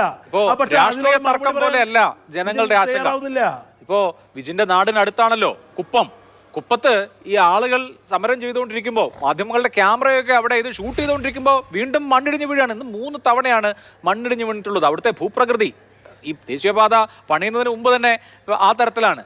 അപ്പോൾ മല ഇടിഞ്ഞ് കുന്നിടിഞ്ഞ് ഈ പിളർത്തിയ കുന്നിടിഞ്ഞ് ഇങ്ങനെ മണ്ണ് വന്നുകൊണ്ടിരിക്കുന്ന ജനങ്ങളോട് നമ്മൾ വേറെ വർത്തമാനം പറഞ്ഞിട്ട് കാര്യമില്ലല്ലോ. അവരെ സംബന്ധിച്ച് അവരുടെ ജീവിതം സംബന്ധിച്ച് ആശങ്കയാണ്. അവരോട് ഞങ്ങൾ കഴിഞ്ഞ 10 വർഷമായി നിശ്ചയദാർഢ്യത്തോടു കൂടി പോരാടുകയാണ് എന്നല്ലല്ലോ പറയേണ്ടത്. അവരുടെ ആശങ്ക എങ്ങനെ പരിഹരിക്കുമെന്നുള്ളതല്ലേ? അഭിലാഷ്, 2 ഭാഗങ്ങൾ. കുപ്പത്തെ മറുപടി ഞാൻ പറയാം. അതിനു മുന്നേ ഇവിടുത്തെ കോൺഗ്രസ് പ്രതിനിധി ശ്രീ അനൂപിന് അദ്ദേഹത്തിന് മുഹമ്മദ് റിയാസിനെ വിമർശിച്ചതുകൊണ്ട് എന്തെങ്കിലും പ്രമോഷൻ കിട്ടുന്നുണ്ടെങ്കിൽ അദ്ദേഹം വിമർശിച്ചോളൂ. അത് അല്ലാതെ ഇങ്ങോട്ട് തിരിച്ചു പറയേണ്ടതില്ല. നിങ്ങൾക്കൊരു അജണ്ടയുണ്ട്. മുഹമ്മദ് റിയാസിനെ പോലുള്ള കേരളത്തിലെ മന്ത്രിമാർ നടത്തുന്ന പ്രവർത്തനം, ഇടത് സർക്കാരിലെ പിണറായി സർക്കാരിലെ മന്ത്രിമാർ നടത്തുന്ന പ്രവർത്തനത്തിൽ നിങ്ങൾക്ക് കുറച്ച് ബുദ്ധിമുട്ടുണ്ട് എന്ന് ഞങ്ങൾക്കറിയാം. അതുകൊണ്ട് നിങ്ങൾ കുറച്ചുപേർ ടാർഗറ്റ് ചെയ്തോ, അതിൽ ശ്രീ മുഹമ്മദ് റിയാസിനെ അങ്ങ് ടാർഗറ്റ് ചെയ്ത് ഞങ്ങൾ ചർച്ച ചെയ്ത് നിങ്ങൾക്ക് എന്തെങ്കിലും പ്രൊമോഷൻ കിട്ടുമോ അതങ്ങ് വാങ്ങിച്ചോളൂ. അത് മറ്റൊരു ഭാഗം. ഇവിടെ ഞാനൊരു MLA തന്നെയാണ്. ഞാൻ പറഞ്ഞൊരു ഉപമയായി മനസ്സിലാക്കാത്ത വിധത്തിലാണ് ശ്രീ ലീഗിൻ്റെ പ്രതിനിധിയും കോൺഗ്രസിൻ്റെ പ്രതിനിധിയും ഇവിടെ സംസാരിക്കുന്നു. ഉപമയായി മനസ്സിലാക്കാൻ പഠിക്കൂ സഹോദര. ആദ്യം ഞാൻ അവിടെ ജനങ്ങൾ അഭിമുഖീകരിക്കുന്ന പ്രശ്നത്തെ, ഈ പൊട്ടി വീണ പ്രശ്നത്തെ, ഇവിടെ മണ്ണിടിഞ്ഞ് വീണ പ്രശ്നത്തെ ഞാൻ ലഘൂകരിച്ച് ഒരു ഓടാൻ കഷ്ണം പൊട്ടിയതാണ് എന്നൊന്നുമല്ല ഞാൻ പറഞ്ഞതിൻ്റെ അർത്ഥം. ഒരു ഉപമ പറഞ്ഞതിനെ ആ അർത്ഥത്തിൽ ജനങ്ങൾക്ക് മനസ്സിലായിട്ടുണ്ടാകും എന്നെനിക്കറിയാം. മറ്റൊരു ഭാഗം, ശ്രീ മുഹമ്മദ് റിയാസ് അദ്ദേഹം PWD മിനിസ്റ്റർ എന്ന രീതിയിൽ അദ്ദേഹം നടത്തിയ ഇടപെടൽ കേരളത്തിലെ 140 MLA-മാർക്കും അറിയാം. ലീഗിൻ്റെ MLA-മാരോടും കോൺഗ്രസ് MLA-മാരോടും ചോദിച്ചാൽ അറിയാം. അദ്ദേഹത്തിന് എന്തൊക്കെയാണോ അദ്ദേഹത്തിൻ്റെ പരിമിതിക്കകത്തു നിന്നുകൊണ്ട് നിർവഹിക്കാൻ പറ്റുക, ആ നിർവഹിക്കൽ നാഷണൽ ഹൈവേയുടെ വികസനവുമായി ബന്ധപ്പെട്ട് നടത്തിയിട്ടുള്ള മന്ത്രി തന്നെയാണ് ശ്രീ മുഹമ്മദ് റിയാസ്. അത് ഇത്തരം വിഷയങ്ങൾ വരുമ്പോൾ അങ്ങ് അടിച്ച് തകർത്ത് കളയാമെന്ന് നോക്കിയാൽ അത് ജനഹൃദയങ്ങളിൽ നിന്ന് അത്ര വേഗം നിങ്ങൾക്ക് തകർത്ത് കളയാൻ പറ്റില്ല എന്നത് മാത്രമാണ് എൻ്റെ മറുപടി. മറ്റൊരു ഭാഗം, അങ്ങിവിടെ ചോദിച്ച ചോദ്യം കുപ്പത്തെ വിഷയത്തിൽ അങ്ങേക്കറിയാം, മാതൃഭൂമി ഉൾപ്പെടെയുള്ള മാധ്യമപ്രവർത്തകർ ചോദിച്ചാൽ അറിയാം. കല്യാശ്ശേരിയുടെയും തളിപ്പറമ്പിൻ്റെയും ബോർഡറിലാണ്. ഞാൻ അവിടെ ഉണ്ടായിരുന്നു. ഞാൻ അവിടെ പോയി സ്ഥലത്തെത്തിയിരുന്നു. ഞാൻ അവിടെ പോയി കളക്ടറുമായിട്ട് കാര്യങ്ങൾ സംസാരിച്ചിരുന്നു. RDOയും പ്രൊജക്ട് ഡയറക്ടറും ഉൾപ്പെടെയുള്ള ഉദ്യോഗസ്ഥർ അവിടേക്ക് വന്നിരുന്നു. ഞാൻ അവരുമായിട്ടെല്ലാം ബന്ധപ്പെടൽ നടത്തിയിരുന്നു. ഒരു ജനപ്രതി എന്ന രീതിയിൽ ആ ബന്ധപ്പെടൽ നടത്തിയിരുന്നു. ഗോവിന്ദ മാഷ് അദ്ദേഹം തിരുവനന്തപുരത്തായിരുന്നു. തീർച്ചയായും അദ്ദേഹത്തിൻ്റെ ഓഫീസും ബന്ധപ്പെട്ടു. ഞാൻ ഒരു ജനപ്രതിനിധി എന്നൊരു ഉത്തരവാദിത്വത്തോടു കൂടി അവിടെ പോയിരുന്നു. ഇവിടെ നേരത്തെ ആരോ ചർച്ചയിൽ ആരും പോയില്ല എന്നൊക്കെ പറയുന്നത് കേട്ടു. ഞാൻ അവിടെ ഉണ്ടായിരുന്നു. മാധ്യമങ്ങളോട് ഞാൻ സംസാരിച്ചിരുന്നു. ജില്ലാ കളക്ടറുമായിട്ട് സംസാരിച്ചിരുന്നു. ആ പ്രശ്നത്തിൽ അടിയന്തര പ്രാധാന്യത്തോടു കൂടി ഇടപെടേണ്ട കാര്യങ്ങളെല്ലാം ഇവിടെ നിർവഹിച്ചിട്ടുണ്ട്. ജനങ്ങളുടെ പ്രശ്നത്തെ പരിഹരിക്കുന്നതിന് വേണ്ടിയുള്ള കാര്യങ്ങൾ അടിയന്തര പ്രാധാന്യത്തോടുള്ളത് അവിടെ കാര്യങ്ങൾ ചർച്ച ചെയ്ത് പരിഹരിക്കപ്പെട്ടിട്ടുണ്ട്. ഞാൻ ചർച്ചയ്ക്ക് വരുന്നതിന് മുമ്പ് ബഹുമാനപ്പെട്ട ജില്ലാ കളക്ടറോട് കൂടി സംസാരിച്ചിട്ടാണ് ആ വിഷയത്തിൽ വന്നത്. ശാശ്വതമായ പരിഹാരം നമുക്കറിയാം, ഒറ്റ നിമിഷം കൊണ്ട് നമുക്ക് എടുക്കാൻ പറ്റുന്ന ഒന്നല്ല. അതിൽ ശാശ്വതമായ പരിഹാരം ഉണ്ടാകണം എന്ന നിർദ്ദേശവും നടത്തിയിട്ടുണ്ട്. അതുമായി ബന്ധപ്പെട്ട ചർച്ചകൾ പ്രശ്നമുണ്ടായി, ശരിതാണ്, ഗുരുതരമാണ്. ജനങ്ങൾ അഭിമുഖീകരിക്കുന്ന പ്രശ്നത്തെ അത് പ്രശ്നമല്ല എന്നൊന്നും കണ്ടുകൊണ്ടല്ല നമ്മൾ അവിടുന്ന് മാറുന്നത്. ആ പ്രശ്നത്തെ അഡ്രസ്സ് ചെയ്തുകൊണ്ട് ആ പ്രശ്നത്തെ പരിഹരിക്കുക. നാഷണൽ ഹൈവേ വികസനം എന്നത് കേരളത്തിൻ്റെ ഒരു സ്വപ്നമാണ്. അത് ആകെ മോശമാണ് എന്ന് പറയരുതെന്ന് മാത്രമേ പറഞ്ഞിട്ടുള്ളൂ. ജനങ്ങളുടെ പ്രശ്നത്തെ കണ്ടുകൊണ്ട് അതിലിപ്പോൾ ബഹുമാനപ്പെട്ട മുഖ്യമന്ത്രി തന്നെ 6-ാം തീയതി അടിയന്തരമായ യോഗം വിളിച്ചിട്ടുണ്ട്. PWD മിനിസ്റ്റർ അതുമായി ബന്ധപ്പെട്ട NHAയുടെ അതോറിറ്റിയുമായിട്ട് സംസാരിച്ചിട്ടുണ്ട്. അടിയന്തര പ്രാധാന്യത്തോടു കൂടി ഇത്തരം പ്രശ്നങ്ങളെ പരിഹരിക്കുന്നതിന് വേണ്ടി കേരള ഗവൺമെന്റും മുഖ്യമന്ത്രിയും ഗൗരവത്തിൽ കണ്ട് തന്നെ ഈ വിഷയത്തിൽ ഇടപെട്ടുകൊണ്ട് അടിയന്തരമായ അത്തരം യോഗങ്ങൾ വിളിച്ചു ചേർത്തുകൊണ്ടുള്ള നടപടിക്രമങ്ങളിലേക്കും ഗവൺമെന്റ് കാണുന്നു. ഗൗരവമായി തന്നെയാണ് ഈ വിഷയത്തെ കാണുന്നത്. ഗൗരവത്തോടുകൂടെ കാണും. മുഖ്യമന്ത്രി അടക്കം യോഗം വിളിച്ചിട്ടുണ്ട് എന്നാണ് ഇവിടുത്തെ സർക്കാർ അല്ലെങ്കിൽ സർക്കാരിന്റെ പക്ഷം വിശദീകരിക്കുന്നത്. എനിക്കൊരു ഇടവേള കൂടി വേണം. ഇടവേളയ്ക്ക് ശേഷം മടങ്ങി. ശ്രീ യുവരാജ് ഗോകുൽ, ഈ കുരിയാട് നടന്ന അപകടത്തിനൊരു സ്വഭാവമുണ്ടല്ലോ. അപ്പോൾ ദേശീയപാത ഫുൾ ഫ്ലെഡ്ജഡായി ഇനോഗ്രേഷൻ കഴിഞ്ഞ് പൂർണ്ണമായും ഗതാഗതം നടക്കുന്ന സമയത്താണ് സമാനമായ അപകടം ഉണ്ടാകുന്നത് എങ്കിൽ എത്ര വലിയ തോതിൽ ജനങ്ങളെ ബാധിക്കുമായിരുന്നു, അത് എത്ര വാഹനങ്ങൾ അപ്പോൾ അപകടത്തിൽപ്പെടുമായിരുന്നു എന്ന് ആലോചിച്ചാൽ മതി. അപ്പോൾ ഇതൊരു ടെസ്റ്റ് കേസായിട്ട് എടുത്തിട്ട് ഇങ്ങനൊരു പ്രശ്നമുണ്ട്, പരിസ്ഥിതി ദുർബല പ്രദേശങ്ങളിൽ നടത്തിയിട്ടുള്ള നിർമ്മാണ പ്രവർത്തനം എത്ര ഉറപ്പുള്ളതാണ് എന്ന് പരിശോധിക്കേണ്ടതുണ്ട് എന്ന നിലയിൽ ഈ വിഷയത്തെ കാണാൻ കേന്ദ്ര ഉപരിതല ഗതാഗത മന്ത്രാലയം തയ്യാറാകുമോ? നിതിൻ ഗഡ്കരി നേരത്തെ എടുത്തിട്ടുള്ള ചില കാര്യങ്ങൾ താങ്കളോട് പറയുകയുണ്ടായി. അതിനപ്പുറത്ത് ഇപ്പോൾ NHAIയുടേതായ ന്യായങ്ങൾ ഉണ്ടാവും, ഞങ്ങളുടെ കാര്യങ്ങളൊക്കെ ഇൻടാക്റ്റ് ആണെന്ന് അവർ അവകാശപ്പെട്ടേക്കാം. അതിനപ്പുറത്തുള്ള ഒരു സുരക്ഷാ ഓഡിറ്റ് ഇപ്പോൾ നിർമ്മിച്ചുകൊണ്ടിരിക്കുന്ന ഈ ദേശീയപാതയുടെ കാര്യത്തിൽ വരാൻ ഇതൊരു തുടക്കമാകുമോ, അല്ലെങ്കിൽ ഒരു കാരണമാകുമോ? തീർച്ചയായിട്ടും അത് അങ്ങനെ തന്നെ കാണേണ്ടതാണ്. അതാണ് ഞാൻ ആദ്യമേ പറഞ്ഞത്. ഇപ്പോൾ 200 മീറ്ററിൽ ഉണ്ടായിരിക്കുന്ന ഒരു വിഷയം എന്ന് പറഞ്ഞാൽ മാത്രം നമുക്ക് അതിനെ ലഘൂകരിച്ച് കാണുവാൻ വേണ്ടിയിട്ട് സാധിക്കില്ല. കാരണം ആ 200 മീറ്ററിനകത്ത് എത്ര വണ്ടികൾ ഉൾക്കൊണ്ടേനെ എന്ന് നമുക്ക് ഊഹിക്കാവുന്നേ ഉള്ളൂ. തിരക്കുള്ളൊരു സമയമാണെന്നുണ്ടെങ്കിൽ തീർച്ചയായിട്ടും വലിയ അപകടവും വലിയ ജീവാപായവും വരെ ഉണ്ടാവാൻ വേണ്ടിയിട്ടുള്ളൊരു സാഹചര്യം അവിടെ ഉണ്ടാകുമായിരുന്നു. ഇപ്പോൾ കുറച്ച് നേരത്തെ ശ്രീ അലി അക്ബർ പറഞ്ഞായിരുന്നു, ആരും ഒന്നും പറയുന്നില്ല, ഇത് ശരിയാക്കുമെന്നൊന്നും പറയുന്നില്ല എന്നൊക്കെയാണ് അദ്ദേഹം അഭിപ്രായപ്പെട്ടത്. അങ്ങനെയൊന്നും അല്ലല്ലോ നിതിൻ ഗഡ്കരി പറഞ്ഞത്.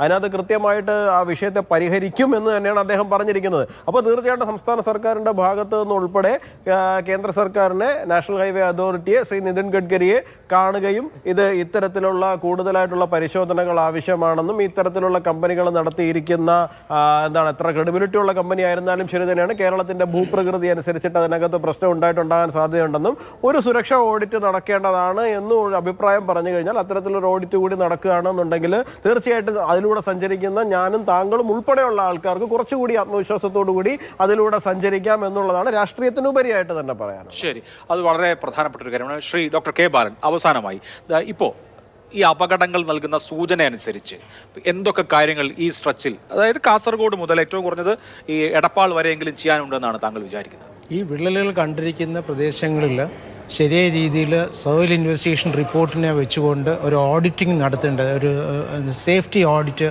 നടത്തിയിട്ട് അതിൻ്റെ റീസൺ കണ്ടെത്തി പരിഹരിക്കേണ്ടതാണ്. അല്ലാതെ വെറുതെ ഇവർ ചെയ്യുന്നത് പോലെ മണൽ കൊണ്ട് അടയ്ക്കാമെന്ന് വെച്ച് കഴിഞ്ഞാൽ അത് വീണ്ടും ഇൻക്രീസ് ചെയ്യത്തേ ഉള്ളൂ. എന്താണ് അതിൻ്റെ റീസൺ എന്നുള്ളത് നമുക്കറിയില്ല. അപ്പോൾ സബ്സോയിൽ ഇൻവെസ്റ്റിഗേഷൻ റിപ്പോർട്ടുകളെ ആധികാരികമായി തന്നെ കണ്ടുകൊണ്ട് ആവശ്യമെങ്കിൽ അഡീഷണൽ ഒരു മണ്ണ് പരിശോധന കൂടെ നടത്തി എന്ത് ചെയ്യാൻ പറ്റും എന്നുള്ളത് നോക്കണം. കാര്യം എന്താണ് അതിൻ്റെ ബേസിക് റീസൺ, കാരണം കണ്ടെത്തി ചികിത്സിക്കുക. അല്ലാതെ വെറുതെ നമ്മൾ തോന്നിയതുപോലെ കാര്യങ്ങൾ ചെയ്തു കഴിഞ്ഞാൽ ഒരിക്കലും ഒരു പ്രശ്ന പരിഹാരമേ അല്ല.